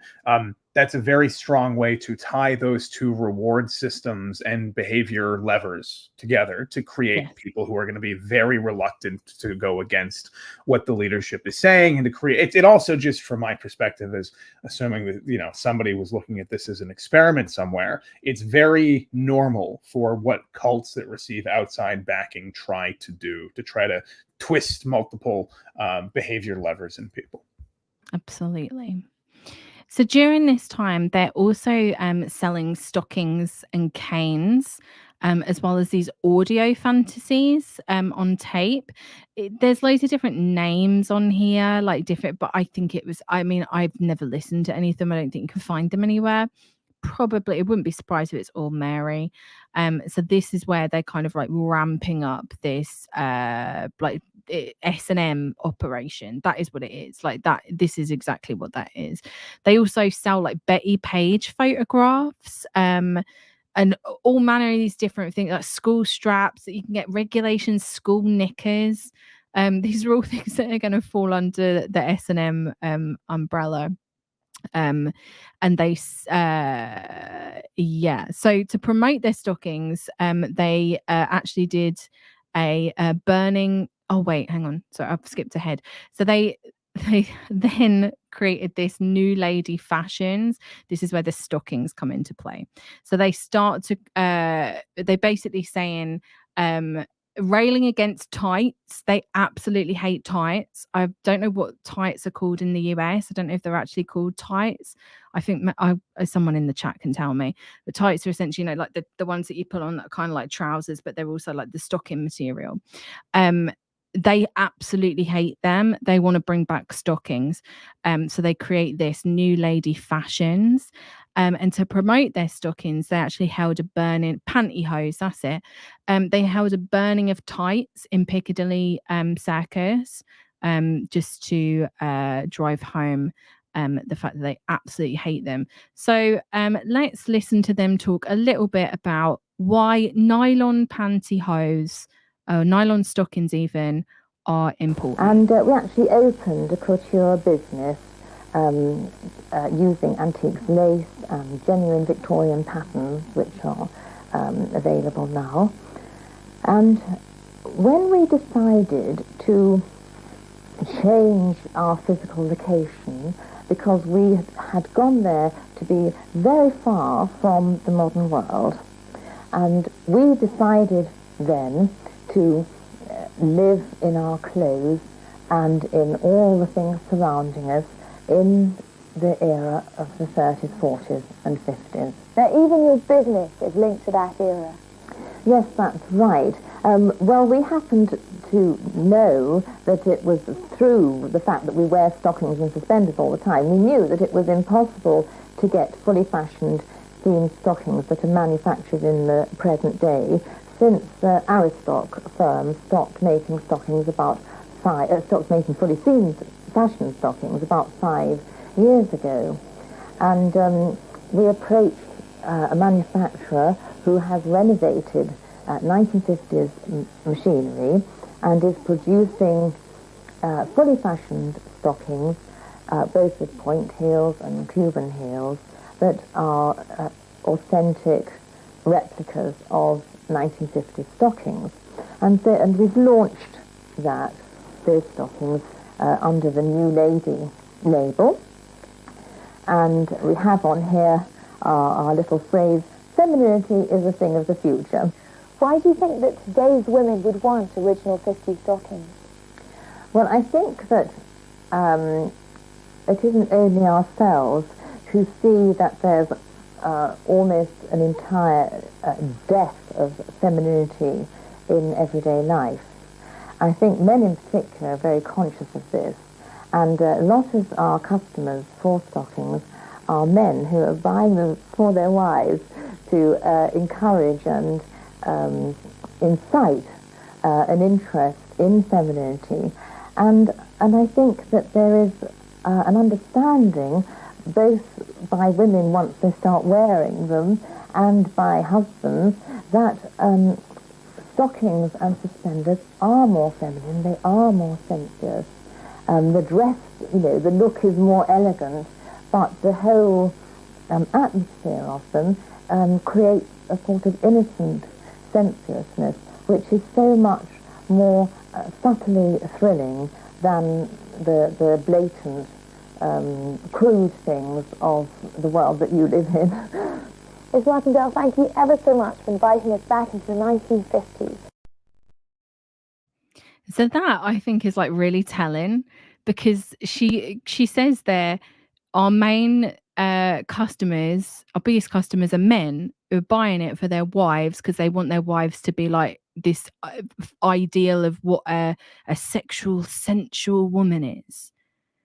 So it's like, this is, I mean, that is just like, I mean, I don't know how you feel about that, Reid, but for me, that is just like the ultimate tell, really, that this is all just to reaffirm like these kind of like traditional, this is what a woman is, you know, she's feminine, and she wears stockings, and she is she's in the kitchen, she's a good 1950s housewife. Absolutely. It's very telling, both just for the material business of how their operations continue, and I think it puts the fiction into a very different context as well. So even though in their fictional world, it's, you know, two feminine sexes, you've got the blondes, you've got the brunettes, the redheads, technically kind of blonde, if I remember correctly from one of the really detailed world building websites. But even that caters in many ways to sort of a male fantasy, right?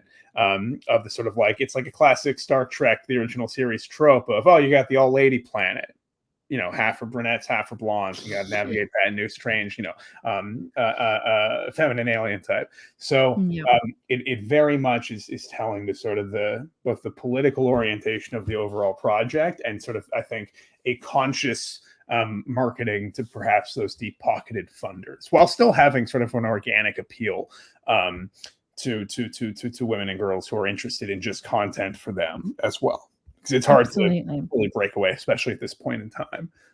Absolutely. So they created a website for New Lady Fashions, one that provided, hang on a second, did I skip past it? Where is it? Oh, these are the stockings that you can see. You can actually buy them currently on eBay, 40 quid for these stockings. They created a website, the stocking pages, for this venture, and on it they offered free schoolgirl upskirt pics. What do you? Any Jesus Christ! This is the current page, or this is the archive page? This is the archive page. Jesus Christ! These people. That's the other thing about these people is they cannot go more than a couple pages without just putting in the most like XXX crude crap. They'll go on for how it's all about spiritual femininity and we're reclaiming the universal goddess. And oh, by the way, do you want some like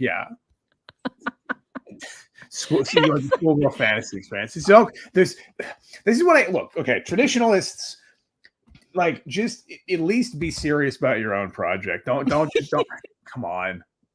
We need a higher quality of adversary. It's ridiculous. I'm not going to show it because it's very pornographic, and it's like I know that the person is of age, but there's a lot of like age play stuff on the website. But it's really catering to like okay.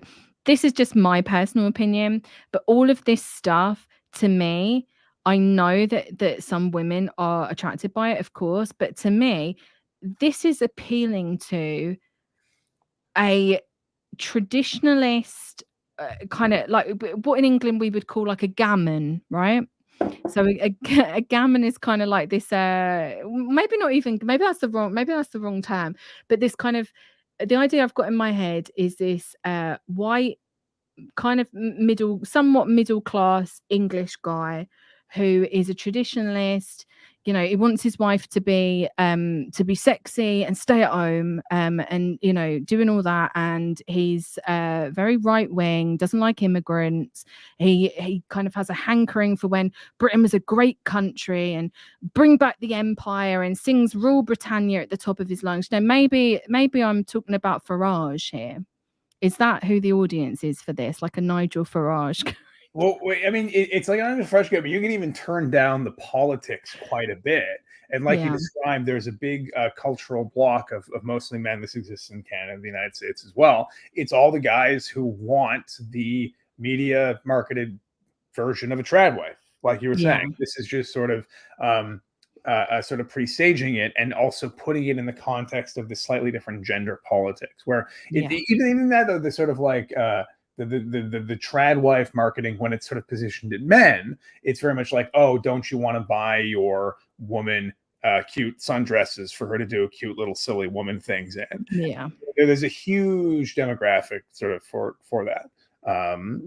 But so when I just say that, yes, it's definitely sort of the Frage vision. It cuts much deeper across male demographics where this idea appeals. So it's a very regressive, deep-seated vision of normal femininity for normal men. Absolutely. So Toya, the famous Toya Wilcox, she had a TV show in the 90s. She brought Mary on and gave her a bunch of airtime. And obviously we're going to give Mary even more airtime because I'm going to play some of the clip now. Interested in opting out of the madcap 1990s and living in a firm, disciplined 1950s world of role play and grades of punishment. Welcome to the show, Miss Martindale, a governess of Aristasia. Miss Martindale, what is Aristasia and when did it get set up? Well, Aristasia is a country that we've created in order to have a place to live completely apart from the hideousness of the pit, which is what we call the modern world, everything except us. That's grand, it's wonderful. I think a very important point is it's nothing historical. We're not trying to recreate anything that happened in the past. We think the last third of civilization collapsed in the 1960s. So we hold ourselves free to create a new miniature civilization from the best of everything. And so we borrow anything and everything that we think represents stylishness and graciousness and beauty, and we create our miniature world with it. Are you completely self-contained financially? We are. I mean, obviously we have to sell things to people in the pit, but we run two businesses. We run the Wildfire Club, where we sell books such as this one about females disciplining females, and a lot more besides, like the philosophy. And we also sell by mail order the implements I've been showing you here, and all the work that we do with girls, no matter how much time it takes up, we don't charge a penny ever. The businesses are there to maintain the whole setup and finance it, and any girl that wants to come, whether she wants to come once a month or 3 times a week, or wants to come and live there, there's no charge. So it's a really long YouTube clip. It's like 9 minutes long. I just kind of clipped together a couple of bits from it, but that was in 1996. And it was the same around the same time that the book Children of the Void was being released. Again, this is another one of Mary's books. But it's written by Miss Regina Snow. Again, it's Mary. Like, look at the cover. It's Mary. So in the introduction, the writer says that in response to the modern world, this group of women constructed a new world without men, blah, blah, blah, blah, blah, picking up the threads of civilization. They've then developed the nation of Aristasia. But they were hampered in doing so by lack of numbers and resources, and therefore had to lean more heavily on the already pre-existing culture, artifacts, films, magazines, clothes, music of the pre-eclipse decades than would have been the case. So that's obviously why they kind of dress the way that they do. So this is where we first get blondes and brunettes. It is in this book. The world building has become more elaborate, and although these are the two kind of genders in Aristasia, they claim that the division has nothing to do with actual hair color. Brunettes are feminine, so everybody in this world is ultra feminine, but blondes are like way more feminine than brunettes, and some Aristasians will have both blonde and brunette persona, but they still tend to fundamentally be one or the other. These women are the children of the void, and this is where the title of the book comes about, because they had witnessed the obliteration of civilization and saw that they were standing in a void. They also use the void to refer to the modern world, It's utter emptiness of anything of value or interest, and the void is the pit as seen from within Aristasia, simply yawning nothingness, defined not by what it is, but by what it is not. Again, and we'll come into this in a little bit. I do want you to remember, because they're saying that the modern world is utterly empty, devoid of anything of value or interest. Those people were making video games in the 80s. You know, they were all on computers and they've all got websites, and they're all, you know, like they're using all of the trappings of the modern world, but while also saying that there's nothing of value there whatsoever. Where was I? Aristasians are children of the void because they are shaped not by the specific contents of the pit, but by the experience of living surrounded by a wholly rejected nothingness and having to recreate the psychic world in order to have a world in which to exist at all. There's a reference, I think, to C.S. Lewis's Abolition of Man at the very front of the text, and there's also this is Aristasia. So we've got the new. It's been, you know, all new rebranded, but it's basically the exact same as before. These are the different like provinces, or what you would call them, like different like countries within Aristasia. And again, there is a recruitment page to the one girl in 1,000. It tells the reader that if you resonate with the book and if you want to make it a reality, then to contact Marianne Martindale. They say that after you've written, you will speak to someone on the telephone for an interview, and that the process for becoming an Aristasian takes some time. But to remember that you will never be happy in the pit. So you have to join. But it's also just to the one girl in 1,000 that would read it and also want to join. So there's another lovely part of this book where they reference they say that pit dwellers are mutants, and they go as far as to separate people that live in the pit into 3 types. So type 1 is passive with no conscious analysis of the pit, only a sort of stolid, half-conscious refusal to accept its values. Many ordinary, decent, well-educated people, especially those who retain a strong sense of family, are type 1s. But some type 1s are the sort of people most of us were before they entered Aristasia. So type 2s are the average no thrills bongo, the ordinary television watcher who has taken in all of the nonsense of the pit, dresses the way the pit tells her to, but all in an average sort of way. And then the worst one, which this is bad. They say type 3 are the super bongos, the ones who collaborate in their own mutation more than they need to and adopt willingly the more extreme manifestations of the pit disease. Obvious examples are the sorts of people who tattoo themselves or pierce their bodies, radical feminists, hairy ecology types, shaven-headed D-words. I'm sure that you can pick up what I mean there, but I'm not going to say the word. Campaigners for bongo causes of all sorts, new age types, people who attend silly monkey clubs, bongo pop musicians, television producers, practitioners of alternative psychotherapy, and in general, all those specimens who look, think, and sound just a little bit more like people who could never have existed before the eclipse than their neighbours. Interesting to me that she includes practitioners of alternative psychotherapy.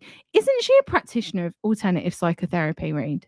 That's a good question. I suppose it depends if you're in a legitimacy battle with the psychotherapeutic establishment, you would call your opponents alternative psychotherapy. But I guess because she's formally trained in Gestalt psychotherapy, Yes. she claims to, right? Yeah. Is that I don't know how far out. Helen Institute. Yeah, and I think they would be classed as kind of alternative. I would think so. Yeah. Let me see. Gestalt therapy. I mean, I guess it's not as far out there as some others you might find, but it is very rich. It's also very rich for them to say new age types when, of course, as you and others have pointed out, this is just Wicca stuff, right? So this is very much new. I mean, she was the Atlantis commune cult that had the house before the Silver Sisterhood did. It's total New Age, primal scream therapy stuff. Yeah, Mary was part of Atlantis very briefly.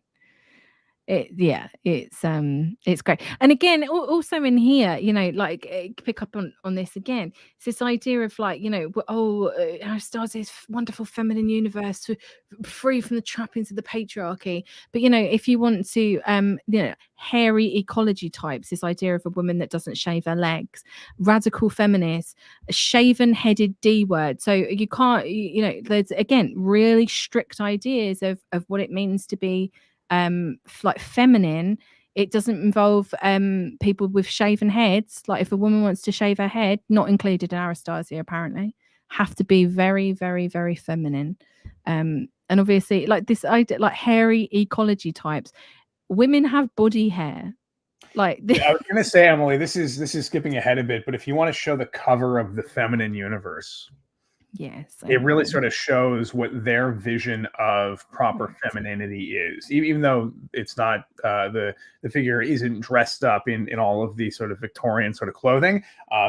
She's white, she's hairless. Certainly not a campaigner for anything.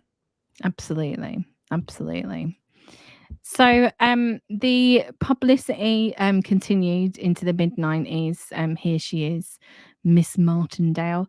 And she got a whole TV show dedicated to her called Weekend at Miss Martindale's, which follows 3 young women spending a weekend at the Aristasia home in London. And the newsletter Wildfire News wrote that the documentary was released in conjunction with the book Children of the Void, but I'm not sure like how accurate that is.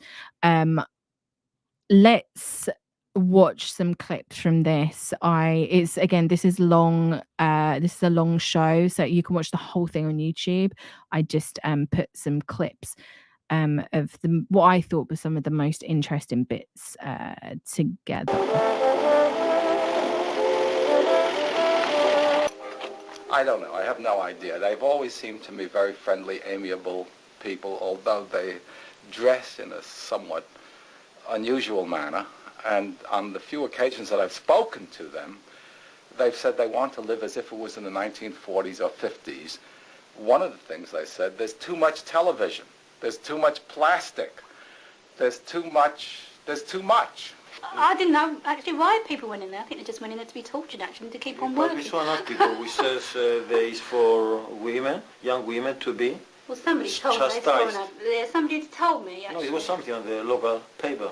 No, I don't think that's me. No, I don't think I would like to be chastised by a man or a woman, personally. I don't like pain. Well, I'm just going to explain a little bit before we begin.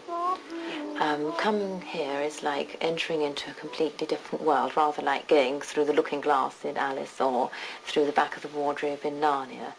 And first of all, when you've met the other girls, there's a girl called Amanda and a girl called Melissa, just the 3 of you.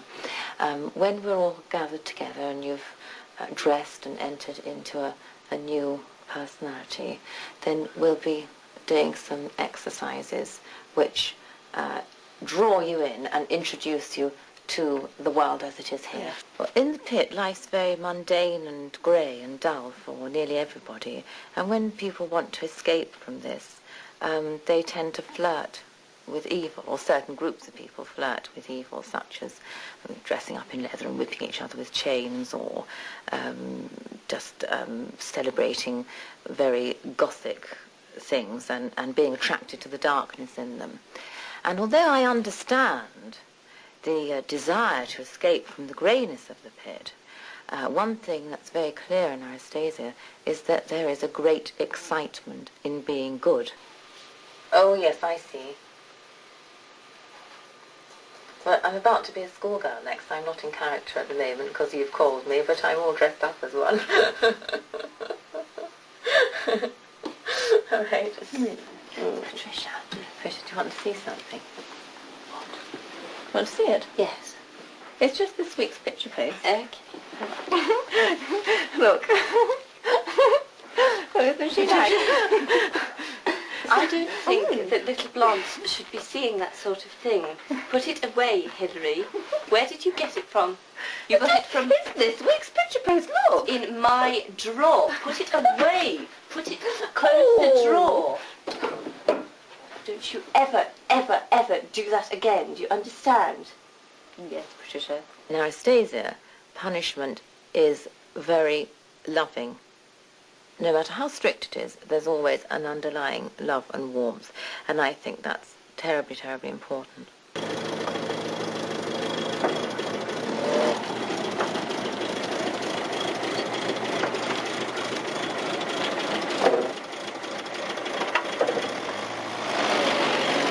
Martindale, why have they got to wear blindfolds? Well, you see, if an Aristasian goes down into the pit, where possible, she shouldn't look at it because it is very poisonous.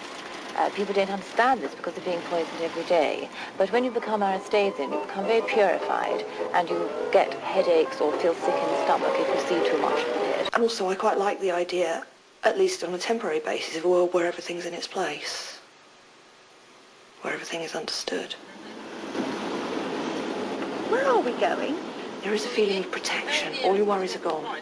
Anything, you know, your overdraft, a squabble you had with a friend, a deadline, is gone. It's outside. You're in a soap bubble. Aristasia is the most intense version of that I've ever experienced. So I think that bit at the end, so to give a bit of context to that, it was directed by a woman called Reid. She worked with Nick Broomfield. She made a lot of the Eileen Wuornos documentaries. Nick Broomfield did. She worked with him for a long time, been friends with him for a long time. I have a weird connection with the creator of this documentary that I will not be going into, but it suffice to say freaked me out when I found out who the director of this documentary was. But it's a bizarre documentary because I can't work out how much of it is staged and how much of it is real. The concept of it is that 3 women go and spend a weekend with Miss Martindale, and it's got this a lot of how do I explain this? A lot of like very like late 90s British documentaries have got this kind of like strange feel to it. Like when you watch them, you're like, you're like, is what am I watching here? Like, what is going on? They're all a little bit odd when you watch them back now, years later. And this has got a lot of that vibe. They claim that they kind of like because there's a lot of spanking in this. The Aristasians say that they kind of hammed it up so that they could get on TV. We spoke about this in the last stream. When they were opening St Bride's School, they did like the BBC came and they kind of did a very similar thing where people would kind of dress up and spend time there. Those people were local to the area and were just kind of brought in. They didn't really have much interest in Aristasia.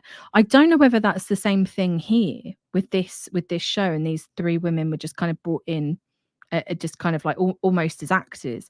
I will say that happens quite a lot on documentaries, is they'll just bring in somebody that they, you know, like they'll just go around looking for people.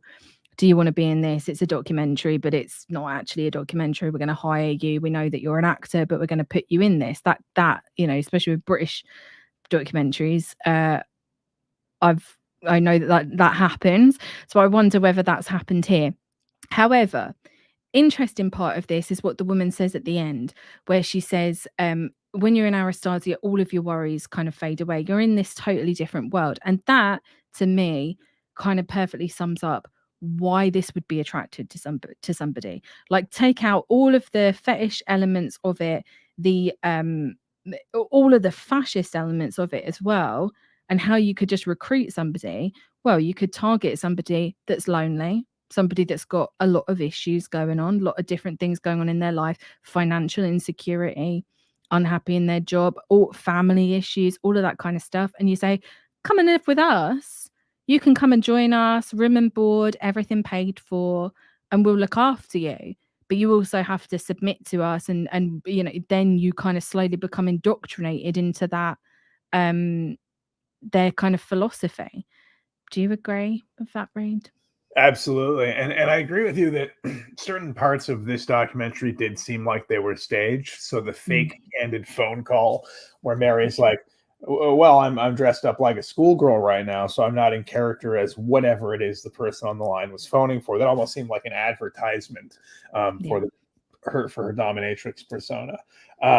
But the brunette woman who sort of talks about it, I completely agree with you that she sounds sincere, and if she's not sincere, she's reading off a script. That is the type they were going for. Lonely young women in particular, who wanted some kind of an escape. And I think, especially when we get to talking about their more online period, that kind of dissociative, escapist world is something that a lot of young people found themselves both looking for and finding on the early internet. So them sort of getting in at the ground floor of both the live action, as they put it, life theater, as well as the internet stuff, sort of says that they're going for sort of full spectrum control from multiple vectors: text-based computer games, online forums, in-person sort of weird religious LARPing schoolgirl domination experience. Absolutely. And I think another point to mention is the role that gender and sexuality play in it as well, because you've also got, you know, a lot of people who are going to have you know, like confusions about their sexuality. They want to explore their sexuality further. They want to do it in a space that they think might be safe for them to do it, and then suddenly they're kind of thrust into this fascist hierarchical nightmare world. So I think there's a lot of preying on that as well, and especially I think gender and sexuality come into it a lot more in the internet age, because you know, you're living in a small town, you're trying to meet people that are like you.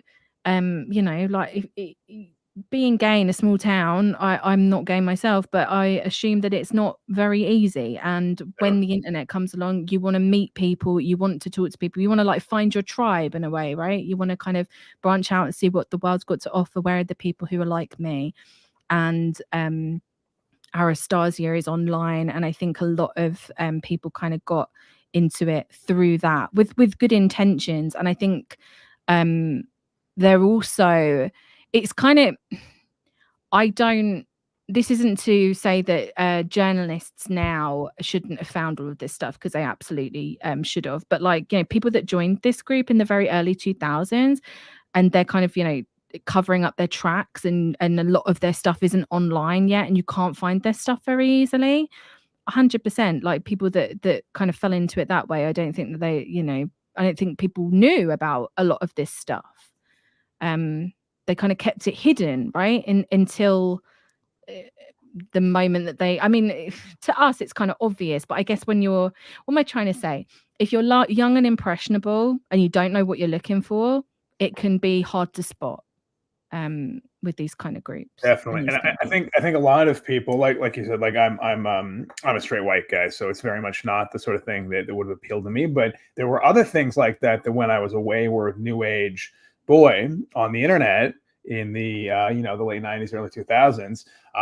I totally got sucked into stuff that I later would then go back and look 10 years later. It's like, oh, that was fascism, or oh, that was some kind of Nazi occult website. It's like, oh yeah, that Astaru stuff where it's like, oh, we're gonna go back to Odinism. I'm like, yeah, that's cool. Yeah, Vikings are cool. Magic's cool. I want to be like a cool magic Viking guy. And then I look back, I was like, oh, this is all just Christian identity, or it's neo-Nazi stuff.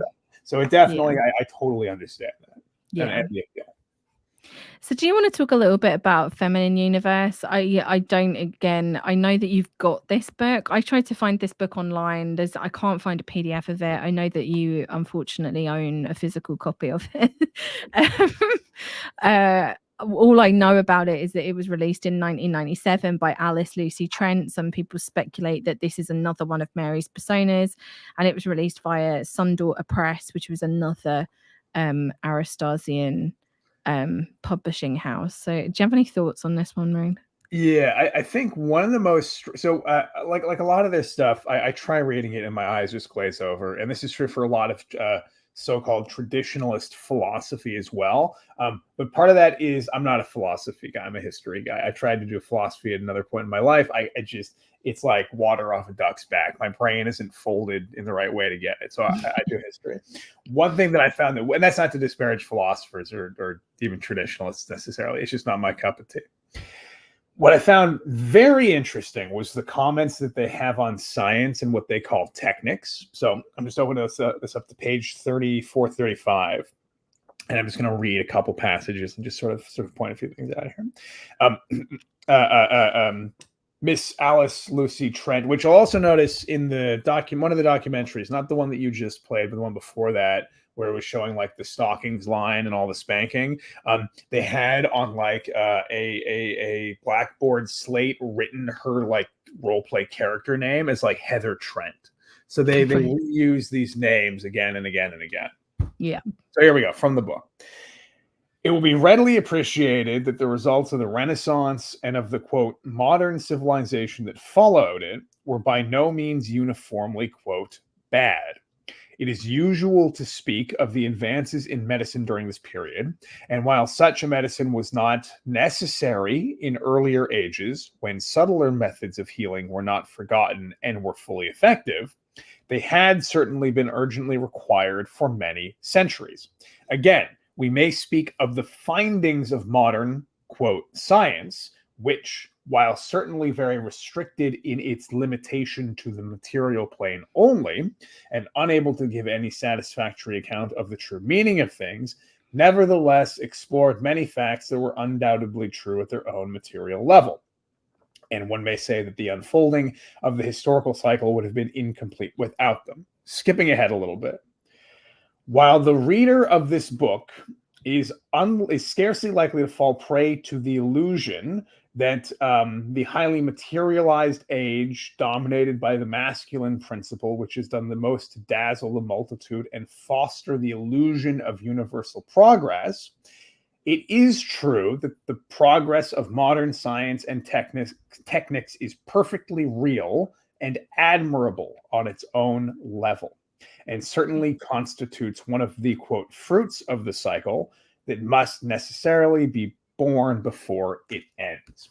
So even though there's all this hearkening back to the way things were in pre-modern times, and as she writes here, the idea of subtler medicines that worked in an earlier age, all this sort of like this is like turning Evola on his head, right? Taking Julius Evola, who's the extremely misogynist, masculinist, Italian, self-identified super fascist, and just flipping it and just saying, no, women are on top, or women are the only ones that exist, or whatever version of it is you have, while still praising the progress of modern science and technology, which is very much in line with the kind of like, I guess what you would call like the liberal fascist ascendancy in the Anglosphere. So you sort of have like the Reform Party, you have Keir Starmer's Labour Party, you have the various offerings in the Canadian and the American elections. Everybody is full bore. We are tearing up the social safety net, and technology will save us all. So it's this sort of conservative technocrat vision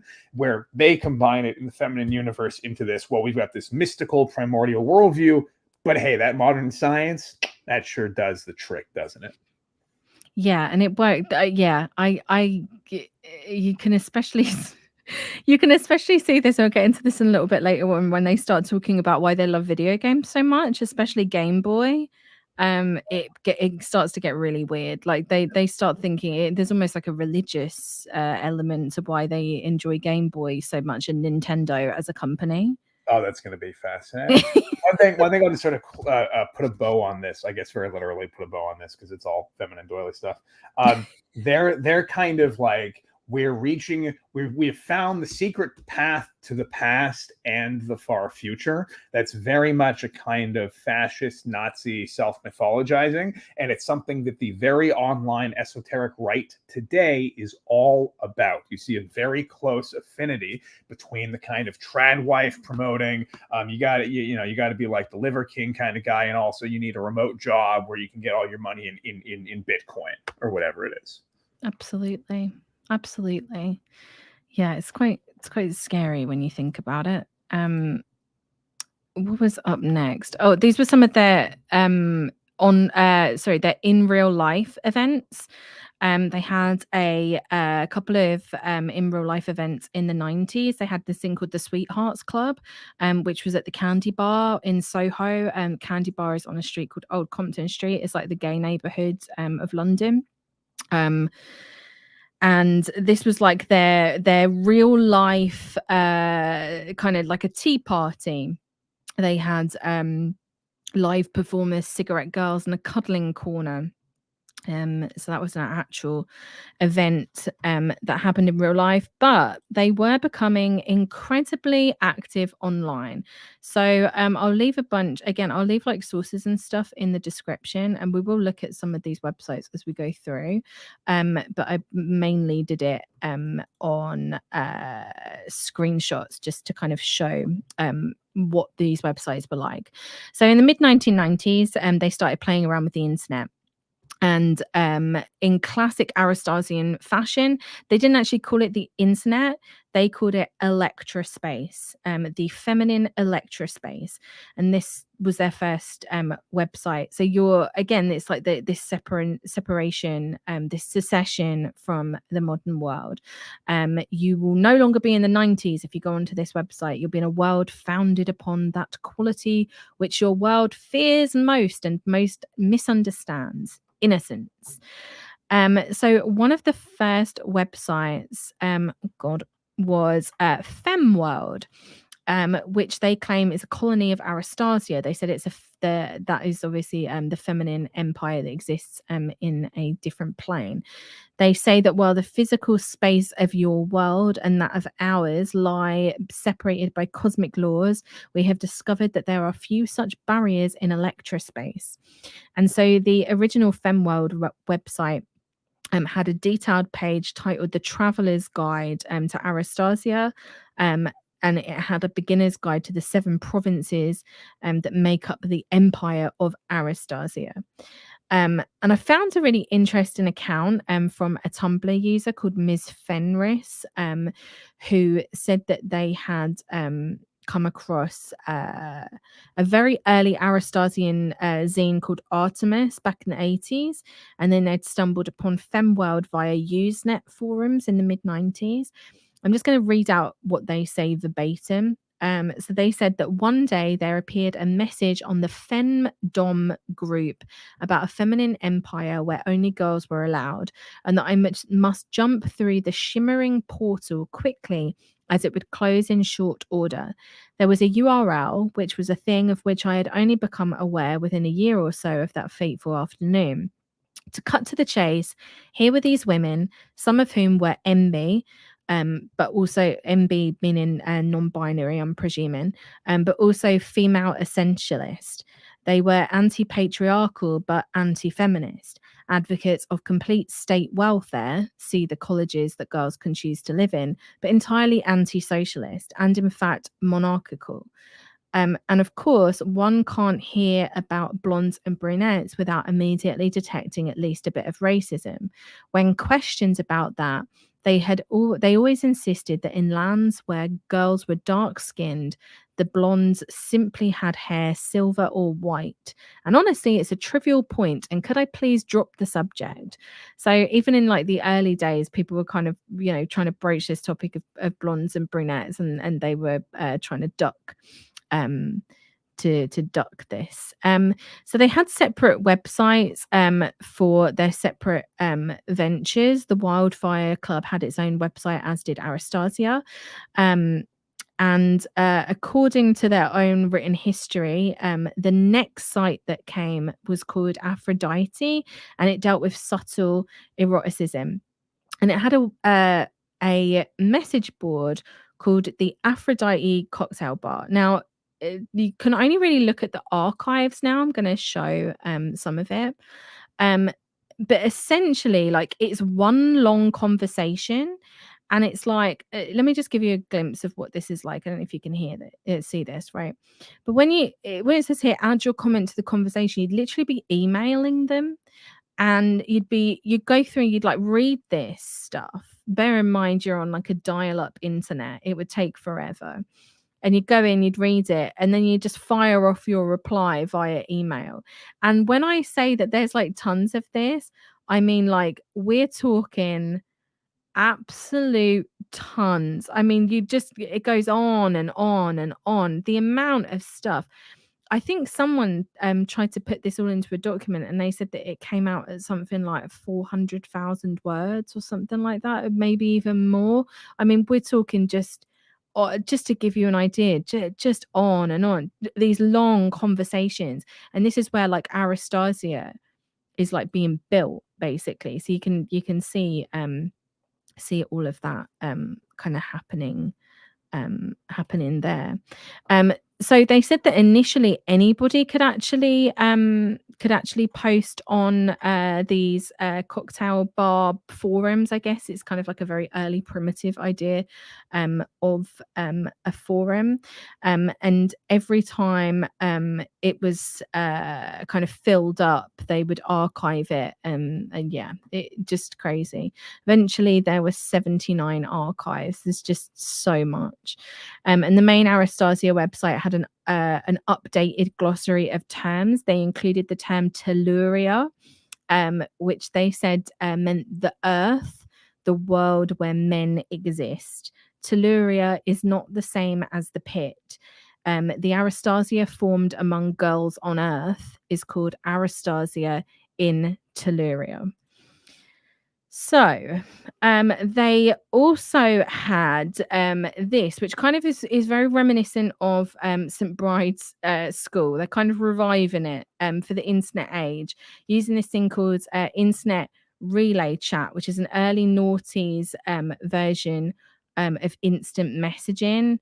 Anyone that is slightly older may be familiar with it. I'm not familiar with it. So this time it's called Avondale School for Young Ladies, and it exists within Aristasia. And this whole website has got like all the rules on and stuff. And in funny bit on this website, because obviously no men exist in Aristasia, they said that you should say Elvira Presley or Bianca Crosby, which is strange because I'm like, so those people still exist. Bizarre, very bizarre. None of their stuff makes sense. There's uniforms for blondes and brunettes, as well as different uniforms for those under and over the age of 14. So again, age play and age regression is playing like a very big role in this, and especially this is the internet age. So this is like the dawning of the age of like people asking you what your ASL is. For anyone that is young. ASL is what you used to ask people in internet chat rooms. What's your age? What's your sex? What's your location? And you can lie. Everyone was lying about that stuff. Everyone was lying about their age on the early internet. So there's like, I do wonder how many like actual like very young people kind of got wrapped up in this. I would think maybe quite a few. So it's all kind of a bit long and arduous, but you basically put in an application. They would email you back almost immediately. You had to respond within 24 hours, and then you become part of the game.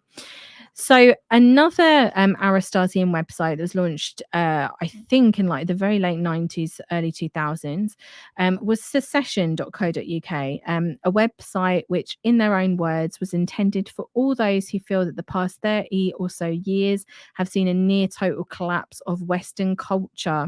More specifically, it is for those who believe that the answer to this problem is a cultural and mental withdrawal or secession from the post-cultural wasteland of the pit and the unilateral creation of a continuing culture.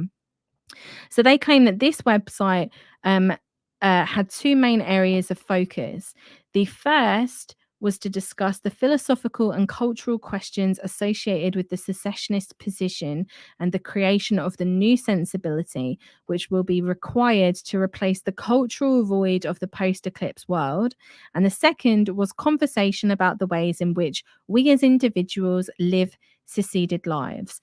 They make the very bold claim here, and you can see it here. This is not a political website. They say it's not political at all. Nothing about.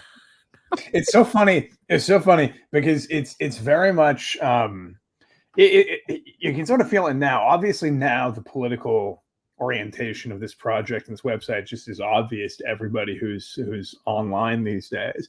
But back in the 90s or the early 2000s, you could see they're like, oh yeah, I guess they're not really telling me anybody to vote for, and they're not really talking about any policies. But the idea that you need to create a psychic fortress within your heart where you secede from the modern world and you very specifically abide by the lifestyles and the fashions and the gender roles and the social hierarchy of 1920s to 1959 Britain. The idea that isn't political is hilarious, and I think it's true from the perspective of like you were saying, young people who are just sort of stumbling upon this stuff. I remember being a new age interested, wayward, or early teenager or preteen, finding all that like Astaru, like masculine witchcraft stuff, being like, oh yeah, I believe these guys when they say there's no politics here. This is just about learning to channel Odin.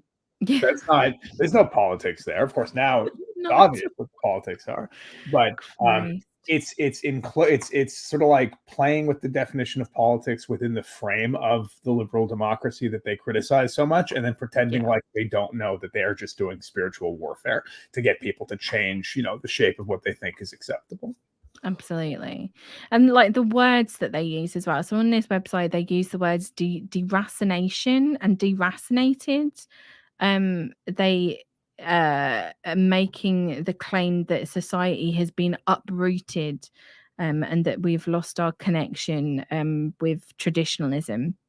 And they're very quick to point out as well that this website is focused on the UK, because they say that America's got a quasi classless society. Wild. And insofar as British people have come to understand the world without class, that worldview is entirely deracinated, and they believe that the world post the 60s is a false egalitarianism. Now, this is where I'm going to go off, because I read this, and I'm going to preface this by saying I'm not entirely sure what accent I've got. Some call it estuary English. Most people would say I'm a Cockney. I live quite close to London.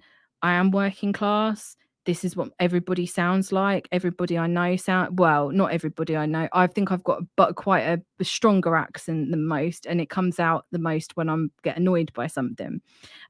So I get, and this has frustrated me, because I just want to preface this because I think it's important.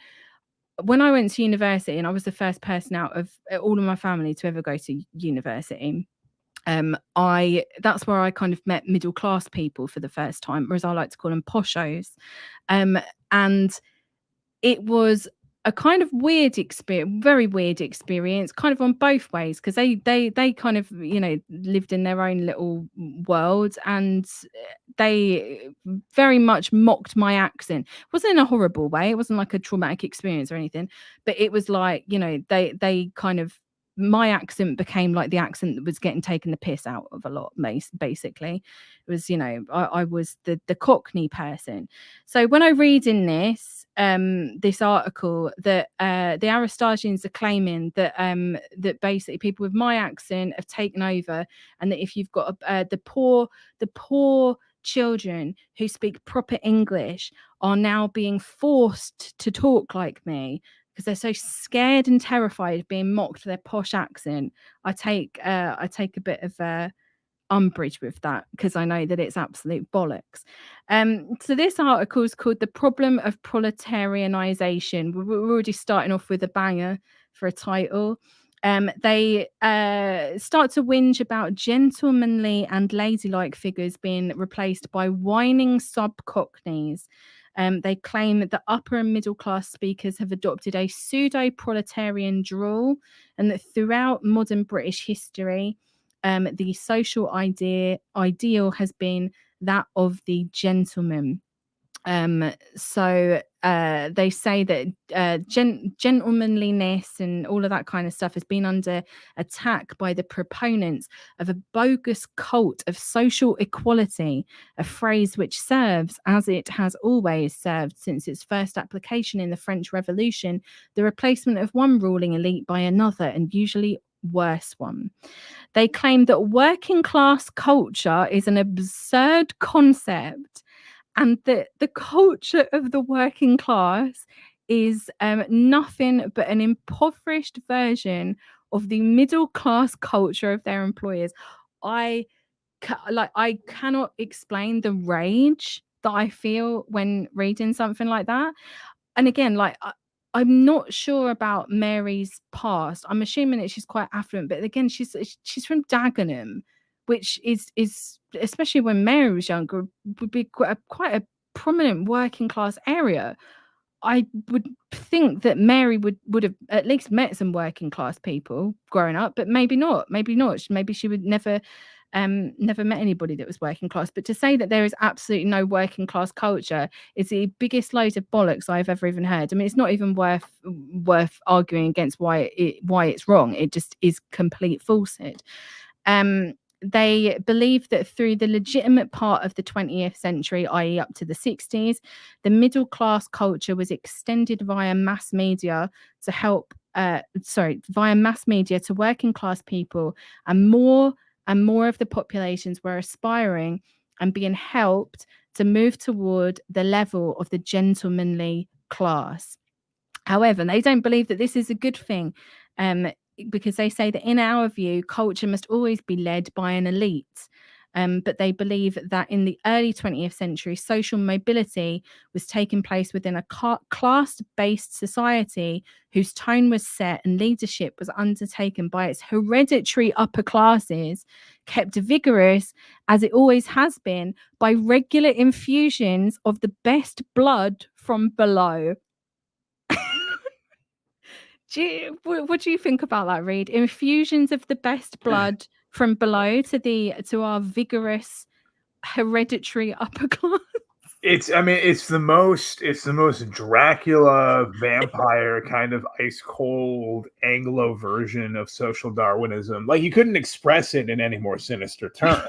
But that is really interesting. I was waiting for it to get and I'd forgotten that that phrase, infused with the best blood from below.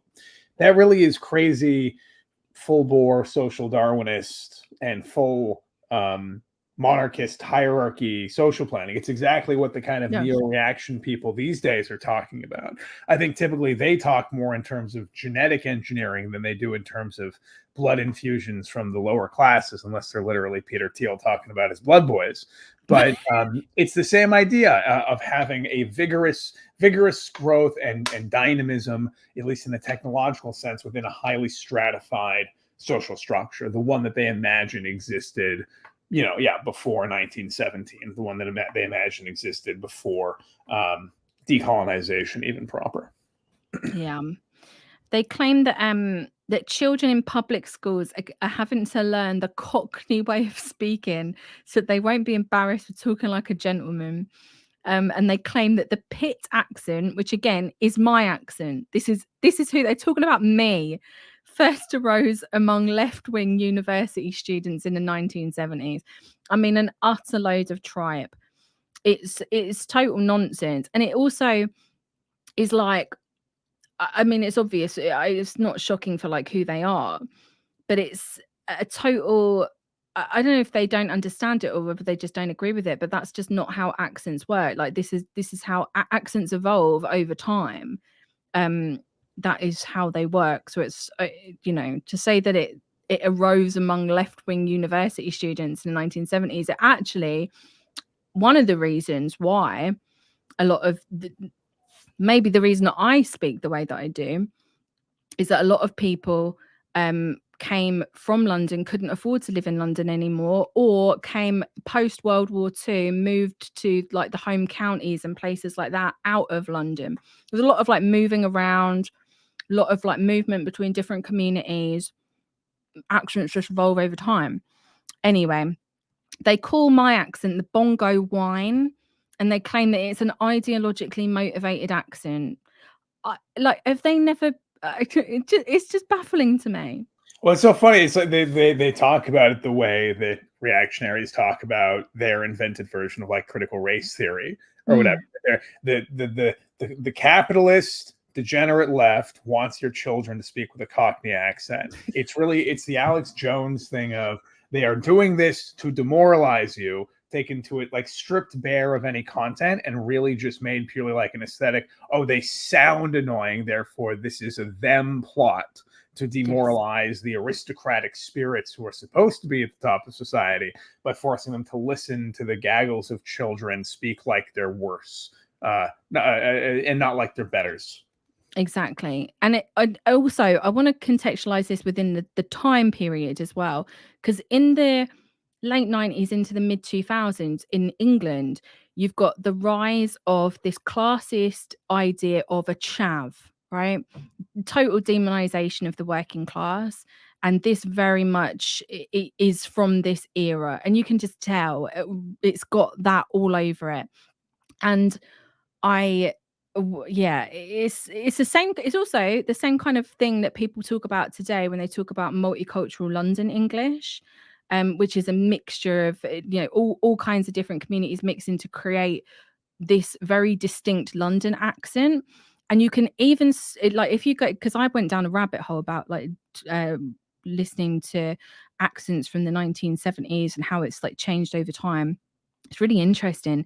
Multicultural London English, you can hear that starting to evolve in like the 1970s. You can start to hear like the very beginnings of that accent starting to evolve. But right wingers are like very much against that kind of accent. Again, it is all kind of tied together, because obviously multicultural London English comes from lots of different cultures and communities melding together to create a very distinctive accent, and they do not like that at all. They say basically their argument is that if these left-wing activists can make everyone speak like a Cockney, then surely the Aristasians can make everyone speak posh again. Which is just wild. And this website links to multiple extracts of the feminine universe. They also, again, very much against the term UK. They believe that emotional associations to the word Britain and England are at best embarrassing and at worst hateful to the inverse elite of television studios and other mass media. And again, this is kind of like very like textbook stuff. It's the do we have to be ashamed to be English now? We're not allowed to be proud to be English. We've got to call ourselves the United Kingdom. We're just good proper English people. It's all kind of that kind of stuff. So again, on this website, on secession.com, in amongst the railings against the working class and anyone that uses the term United Kingdom, there's an article called Novarian Games, which is apparently the Aristasian term for video games, and it relates to a region in Aristasia called Novaria. And interesting to note that apparently the dialect of this region is somewhat similar to Japanese. That will become a bigger thing in part 3, because there will be a part 3 of this. If I remember correctly, Novaria is the part of their map that exists in the 2020s, 2030s. Is it? I think so. Quite possibly. I'll double check after this, because I can't go back to the map right now, but it's possible. And that's also interesting. It is. I just double checked, and it's where we're living right now. Nice, great. So the writer of this article, I think, is Priscilla Langridge, purely because Priscilla Langridge is the one that is really into video games, and she will become, again, when we go into part 3, because we're going to get into the Second Life stuff in part 3, because this is already we've already been going for nearly 3 hours. But she's the one that's like really into these video games, and the Japanese influence, that all starts to come in, and it all starts to kick off a little bit. But anyway, the writer makes it clear that their opposition to the pit is the degenerate culture and not the technical accomplishments, which is kind of what you were saying earlier, Reid, from the Feminine Universe book. So they write that most of the games we secessionists like best come from Japan, where bongo culture is only a superficial overlay rather than a root disease. And they call Game Boy Game Baby. And the writer claims to be a fan of Mickey's Racing Adventure, which they can play without the slightest risk of psychic injury. So good to keep that in mind when you are looking for games to play. So here's another website for the Novarian Games Friends Club, which they announced in 2001 on their main Aristasia website. And they write about soon being able to play games together in Electrospace. The new generation of games machines, which is just around the corner, will include the possibility of plugging into Electrospace and playing with each other even when we are physically miles apart. Little did they know, just a few years later, that would be true and they would be on Second Life. They genuinely seem to believe that the Nintendo company has good principles and that the games that Nintendo are putting out are not tainted by the pit or by bonkers. I mean, this is ridiculous. Like when you read this, it's like this really strange like reverence for Nintendo, and you start to see this kind of thing like they said earlier about Japan. Japan's bongo culture is only a superficial overlay. It's not a root disease. And they become kind of obsessed with the Mario brothers, specifically mushrooms. The cute little mushroom toad becomes a bit of an obsession for whoever is writing these websites. I personally think that it is Priscilla language, and I will tell you why very shortly. So there was what was this one as well? This is another one about games, starting the Novarian Games Friend Club. You can just see this is just kind of the stuff that they were all talking about. So they had another website called Harmony Point, which was designed to create a point of harmony between Aristasian and non-Aristasian secessionists. That basically just means between Aristasian and non-Aristasian fascists and traditionalists, bridging the gap between them. And they published a response piece to my favorite article, The Problem of Proletarianism, titled The Influx of Infantilization, in which the writer, who claims to be working class, argues that pre-eclipse the working class were actually quite gentlemanly. There's these kind of like mentions. It's the classic back in my day, my mum used to be at the front door scrubbing down the step. She was so proud. She always kept the house clean. Again, this real like trad wife view of like what it means to be a woman. And you know, this idea of like men being at working class, the working men's clubs, but they would still all kind of go suited and booted and all of that kind of stuff. The writer claims that working class culture has been promoted by the new left alongside issues of sex and race, and that many young leftists have dismissed the working class as fascist. Again, we have the use of the word bongo accent, but this writer tries to make it distinct from what they call a proletarian regional accent. So to them, Cockney is actually a legitimate proletarian regional accent, but they are railing against this kind of what they believe to be a fusion accent. And I put in my notes, it reads like a bit of an attack on multicultural London English to me, which is the dialect that comes from the melding of Caribbean and Cockney. So I read a little bit of like racist undertones into this article. They had another article titled The Equality Police, which they claim to have been written a decade ago. So that would actually make it written in 1994.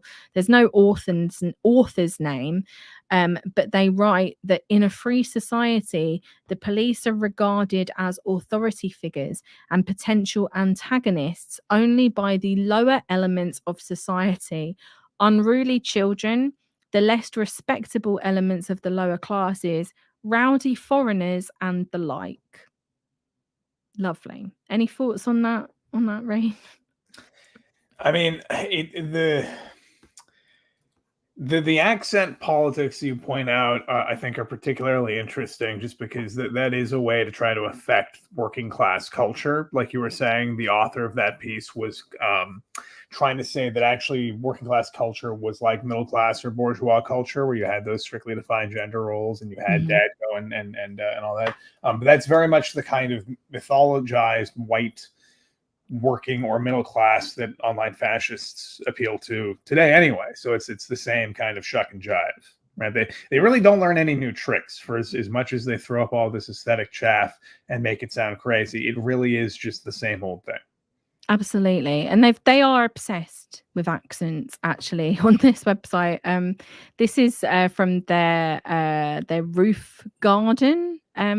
This is part of their Harmony Point website, and they've got the roof garden, which is basically like the other archive of messages that I showed. So it's got a different name. But someone on their message board wrote that it's quite distressing to know that British English has gone so downhill. We Americans think of it as a wonderful, sophisticated thing. To us, it is the symbol of higher culture. Please, secessionists, save the Queen's English for us. Again, this is like, I get this a lot whenever I go to America, and I go to America quite a lot and spend a lot of time there. People are like, where are you from? They can't place the accent, because I feel like a lot of what, it's not everything now. I feel like it's a little bit more, you get a little bit more different accents coming through, but it's this very like stereotypical idea of what a British person sounds like. And there is so many different accents, especially working class, what you would class as like a working class accent across England. And people just don't like, I've gotten like, are you Australian? Where are you from? Like, you're not from England. You don't sound, but that's not what English people sound like. I'm like, this is what a lot of English people sound like. So yeah, this idea of like the Queen's English, the only people I've ever met, I think I've probably met like maybe 2 or 3 people in my entire life that speak in like Queen's English, and they're not really people I'd really want to spend much time with. So quickly moving on, because I know that we are taking up so much time. My God. So they began this other thing in 2001 called the Girls Town Forum. Again, it's like one long conversation. It appears to be a continuation of the Aphrodite cocktail bar. There's a lot of references to Japan, lots of talk about gaming, and references to something called Aristasia Pura, which in the simplest of explanations is this idea that Aristasia actually exists outside of the earth. Like, it is an actual place, right? So you've got what they call Aristasia in Telluria, which you can kind of think of as like a micronation that exists like in the world. This would be like St. Bride's School and the other in real life locations that they have. And although they claimed that this idea of Aristasia Pura, i.e. Aristasia actually existing somewhere, was around since the beginning, it really wasn't until they got online that they started using that term. And they also, that'll become a bigger part in part 3. They also had a series of Yahoo groups in the early noughties. These included the Aristasia Circle, Avondale School, Aristasian Spirituality, and Discipline for Ladies. So in 2004, Mary begins writing for a magazine called The Chap, which was co-founded by Gustav Temple, who said that the idea for The Chap came out of various conversations with like-minded friends, that there was no magazine aimed at gentlemen. Everything was either for vulgarians or for the specialist hobby. So I thought, let's start a magazine that offers advice on personal grooming, elegance, and modern manners, which isn't beholden to advertisers, and which is light-hearted, yet firm in its stance against vulgarity. This was in 1999. So I'm going to play you a very short clip that's going to tell us exactly what the chap is all about. Damn it, it feels good to be a chap. A proper chap knows exactly where it's at. A proper chap is a rogue in well-heeled brogues who knows exactly when it's right to wear the hat. He wears it outdoors, takes it off when he gets in, and never matches pocket square and tie. A proper chap drinks tea or a lovely drop of gin. A proper chap knows exactly why. And everything is splendid in the mind of a chap, because a chap's mind is on higher things. A proper chap quotes Byron with a collar and a tie on. A proper chap will doff a cap and ting. So to all of you want-to-be tight, shiny suit from Mr. By-Right wearing Prats, here's the news, watch your P&Qs, because damn it, it feels good to be a chap.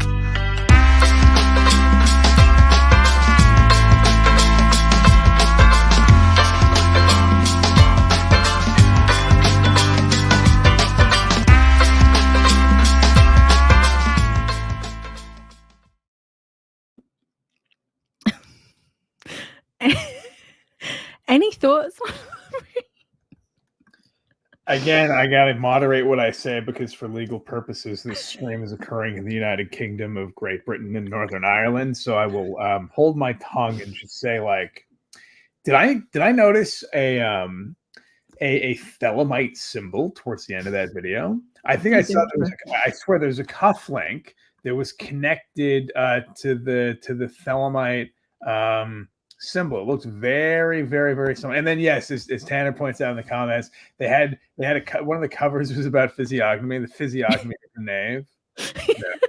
Yeah, this is what I guess what I'm speechless. This is just the online esoteric right wing. This is all of what they try to affect in all of their all their imagery, and it's just the tweest. Again, I'm holding my tongue here. Just like ridiculous, just so silly. It really is. It calls to mind Jacob Rees-Mogg. That's all I could think of. It's Jacob Rees-Mogg in like a community jazz dancing class trying to pretend he knows how to rap. Yes. As Connor in the chat points out, there was a unicursal hexagram on a pocket watch. That is what I was thinking that I saw. Yeah. So it could be a coincidence. It could have been them pushing Thelema. Right. So this magazine is a weird one because again, like I think they're still going. They've got like they claim that anyone can be a chap and there's nothing classist about this, and we don't think in any way politically or anything like this. But in one of the articles I read, the creator Gustav, which is the guy on the left, he remarked that chavs, which again is a disparaging term for the working class, are symptomatic of the lack of direction of the youth. He makes a comment about Burberry-clad Bulgarian forces. Again, for those that don't know, mid-2000s, this idea of the chav, a working class person, became synonymous with the brand Burberry, like the Burberry checks. Like if you wore that, then you were a chav, apparently.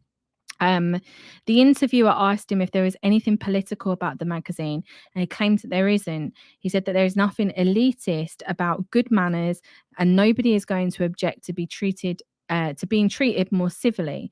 By adopting the dress code of the upper classes and ignoring the rules about brown in town and so forth, we are rejecting the rules of the class system and proposing that anybody and everybody can be a gentleman or a lady. So at some point, Mary begins writing a column this is just what he was saying about chavs and etc. So she wrote a column called The Silver Vixen. She's offering observations and advice to the fair sex from the ladies' smoking room, and she wrote it for at least a year. As far as I know, there's no like online archive of this. I couldn't really find much of it. Interestingly, Owen Williams, who wrote the article The Mystery of St. Brides, which is probably the most popular article about Aristasia, said that Mary remained elusive to the magazine's staff, but I don't know how he came to that conclusion. because not only was she a media personality, she was very well known in like alternative circles in London, and she actually she went to the Chaps events, and this is like there's a write-up of it where they went to the Fifth Column, the Chaps aquatic event held on a boat, blah blah blah blah blah. We were entertained by a Victorian paper terror who sang musical songs, blah blah blah blah blah blah blah. Again, like they say that they thought that it was going to be like really masculine, but they said it was not overbalanced on the masculine side, was about evenly mixed with lots of charming and elegant ladies in evidence, some of whom were certainly girly girls. Chapism, it seems, is something of a movement. The boat party had apparently been preceded by a Civilize the City march. This is where they would kind of like move, they would kind of like march through the city, doing these kind of like faux protests where they'd like protest against like a Starbucks or a McDonald's or something like that. Like it was kind of like weird because like, yeah, anyway, I'm not going to get into it. This whole like the chap thing is like, I could do a whole deep dive on this thing, but I'm not going to do it. But again, in this article, they basically, this write-up of this event that they went to, they are essentially saying that like the chap works very well for the Aristasian movement, and that they are kind of like almost like, you know, like kind of, what's the word I'm looking for? Like they're very similar. They're working towards the same goal. Blah blah blah blah blah. Miss Martindale was included in the best of the chap. They sent her a questionnaire. She's featured in all of this kind of stuff a lot. So where I want to finish this, and just kind of give a bit more context to the internet years, and I think probably where we will leave off for tonight is what Mary was actually doing in 1999. Because bear in mind, all of these websites kind of go online very like late 90s, 98, 99, around that time. Mary actually left the UK in 1999 to marry the film director John Gilliman. So John Gilliman, he's the director of The Towering Inferno and King Kong and many other movies.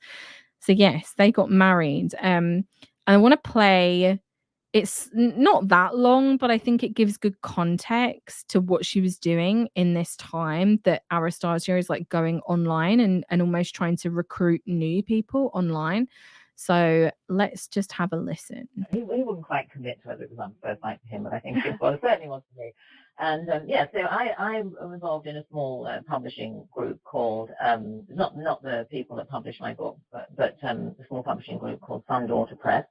And so I was invited to a dinner party of like cultural creative people. This is in around February, March 1998.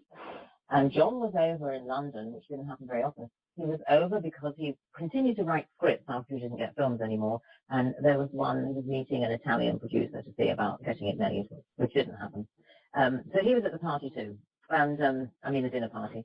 And so he's on the other side of the room, and he's holding court. You know, he liked to gather people around him and tell his film stories, and in his British voice, as you see, because even with his French name, he was brought up in England. He never got an American accent like me. And so he's holding court on the other side of the room, and I thought, God, he's handsome and he's dynamic, and I just really fell for him. And then later when we were sitting at the table and stuff like that, we got talking and fell even harder. When did you have your first date after you met at that dinner party? Oh, pretty soon after. I don't remember exactly because it's so long ago. But yeah, we went out to meals, and he extended his stay in England by a week or so, much to the chagrin of his daughter, who was having her first baby, who was her only baby, who was in fact born while he was still in England. That wasn't very popular with her, but he was so keen on seeing as much of me as he could. Right, and it's a good time to mention. Do you mind if I mention that kind of how unusual? This is really, really unusual, and I'll explain the circumstances. For 20 years I've been involved in a group where we worship the feminine divine, and I lived in a household of women and had done for 20 years. And we were interested in old-fashioned things and traditional things and philosophy and so on. I didn't go out in the modern world very much. I did this one for work. I went out for work things and publicity things, and that's about it. And we had a few male friends, but I didn't date. I didn't date at all, and that wasn't on my horizon. So I meet this man, and I'm really interested, and he said, "I would like to write a script about your unusual way of life." And this will sound strange to a modern listener who's used to going out and about and, free to do what they want. And the only reason I could really spend a lot of time with John, it wasn't like getting permission exactly, but just we didn't mix outside our household. So the reason I was free to spend time with him was because he was a film director, even though he wasn't making films anymore.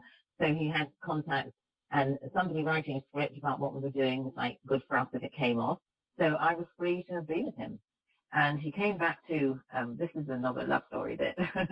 He came back to LA.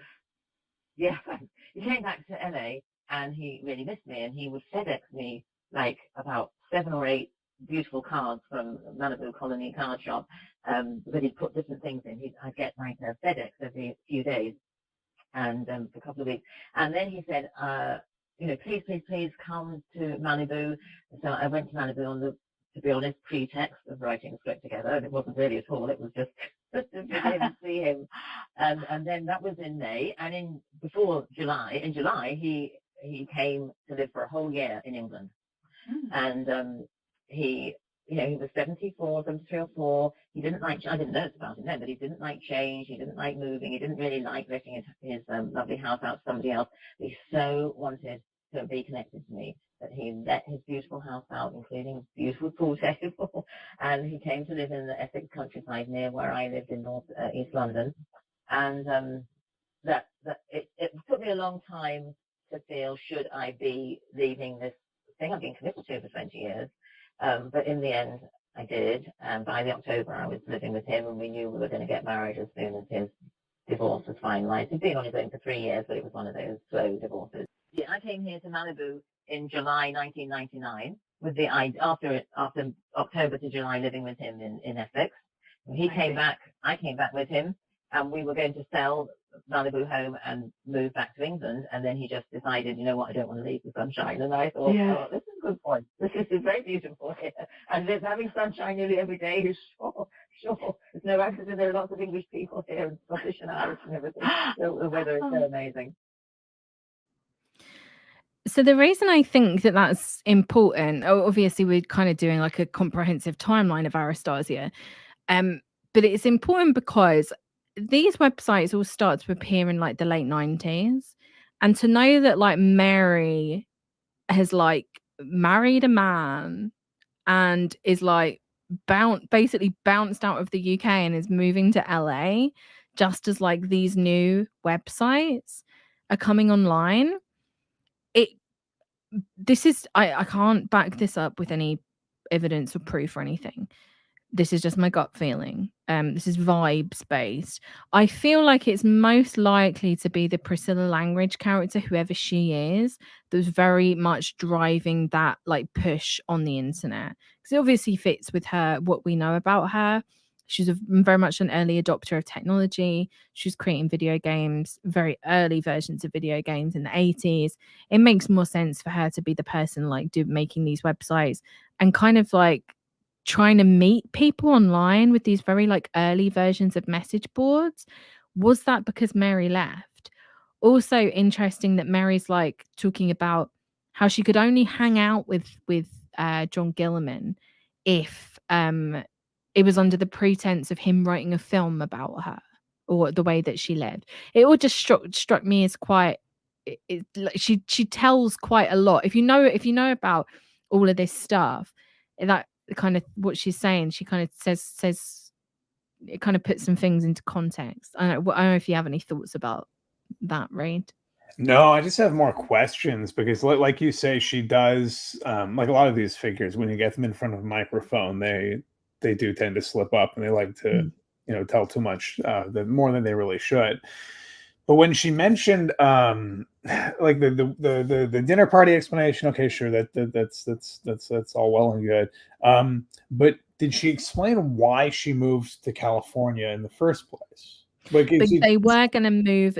She said that they were going to stay in England. That was the plan. And then John Gilliman decided, no, I don't actually want to do that. I want to live in LA because the weather's much nicer. So then they both just decide to stay there. Okay. Then the only thing that jumped out at me was the fact that when they first met, John extended his stay by a week to the medical inconvenience of his daughter who was having a baby. Yeah. So that's right. That's a weird flex to tell as Mary. I don't know. That's just like that's odd. Kind of classic Mary though. Yeah. And she is still in California. She is in Topanga Canyon and works, I think, as child therapist. And we'll get into all of that in part 3, where Aristasia moves out of Telluria and enters Virtulia, the world of shit's gonna kill me. The world of Second Life. We're gonna cover all kinds of stuff in part 3. I genuinely thought we could do this in 2 parts, but it's just my this has become like my special interest topic. I was gonna say I knew you had done a lot more research since I last looked at the document, but this is absurd. There's no way you're gonna fit this into all one episode. But viewers, rest assured, there's so much more. It's ridiculous. I there might even be a part 4. I'd be shocked if there wasn't. Like when you say like, there's so much. Yeah, there is so much. There's gonna be there is. We should try and organize it for like, I don't know, like next month or something to try and keep it like somewhat fresh. Yeah, so I feel like yeah. Is there anything you want to add beforehand? Like, is there any kind of like thing that you want to clarify, or do you want to make a closing statement? You know, not to put you on the spot. Yeah, no worries. I think to go back to the metric system stuff just for a second, and I kind of rushed through some of that, but just what I was trying to get at there was with each, even after Mary leaves, and I do think that Mary was sort of the real ringleader, and certainly had some involvement in the online and Second Life phase, it seemed like, or at least that the name would get reused and all that. But the way that they are kind of innovating different right-wing cultural content and techniques is something that should be paid very close attention to as we get into the third part. I think somebody in the chat was asking about their opinions about Japan. Well, we got sort of a taste of that today, and Emily, as you said, that'll become even clearer when we get into the next parts. So I think trying to not over assign like a conspiratorial purpose to everything that this group does. Obviously, a lot of it is organic and on the spot and just sort of trying to find a niche, but particularly their use of deliberate multiple personas online as a way to manipulate people seem to be relatively ahead of its time, and we'll get into that next time. Absolutely, there's so much to get into. Thank you for joining me. Thanks for having me. It. And I will see you in the next one. Night, everybody. Bye. Thanks everyone for joining. I think it's been really good. I can't believe it's been 3 hours. I knew I'd done like slightly more than I did last time, but I've baffled myself of the level of yeah, I lost my mind. I went too deep, and I haven't had much sleep because I stayed up watching election results for some reason. But thanks for joining for the first of, I think, 8 streams that I'll be doing in this run. Should be going all the way up until the beginning of September, end of August, beginning of September. Then I'll take a break for 4 or 5 weeks, then come back and do like another one. If you're a patron, I've set up a Discord server that you can come and join and chat. I'm in there. We can talk about anything. You can throw guest suggestions. You can throw video suggestions. working on some new videos. I've got some partially edited already. I just got to film some bits. Yeah, there's some exciting things in the works. I'm just gonna roll with it. This is one thing. This is what I'm doing from now on. I'm killing the perfectionist within me. All right. This is my YouTube channel. Nothing has to be perfect. I've tortured myself for too long, and I'm not doing anything because I'm paralyzed by it with the fear of something not being perfect. So I'm just going to start churning stuff out. I'm just going to start churning stuff out. It's going to be me in front of the camera talking about whatever. And it's going to be fun. All right. Because it's better for something to exist than to just exist in my head. And I've got too many ideas, need to get them out. Anyway, can you tell I'm sleep deprived? I can tell I'm sleep deprived. I hope that you've all enjoyed this. It's nice to be back with you all. And I will see you in the next stream, which will be next Saturday. This coming Saturday. No, not this coming Saturday. Next Saturday. Our guest is John E.L. Tenney, which will be great. So thanks for joining, and I will see you next week. Bye. Has it ended?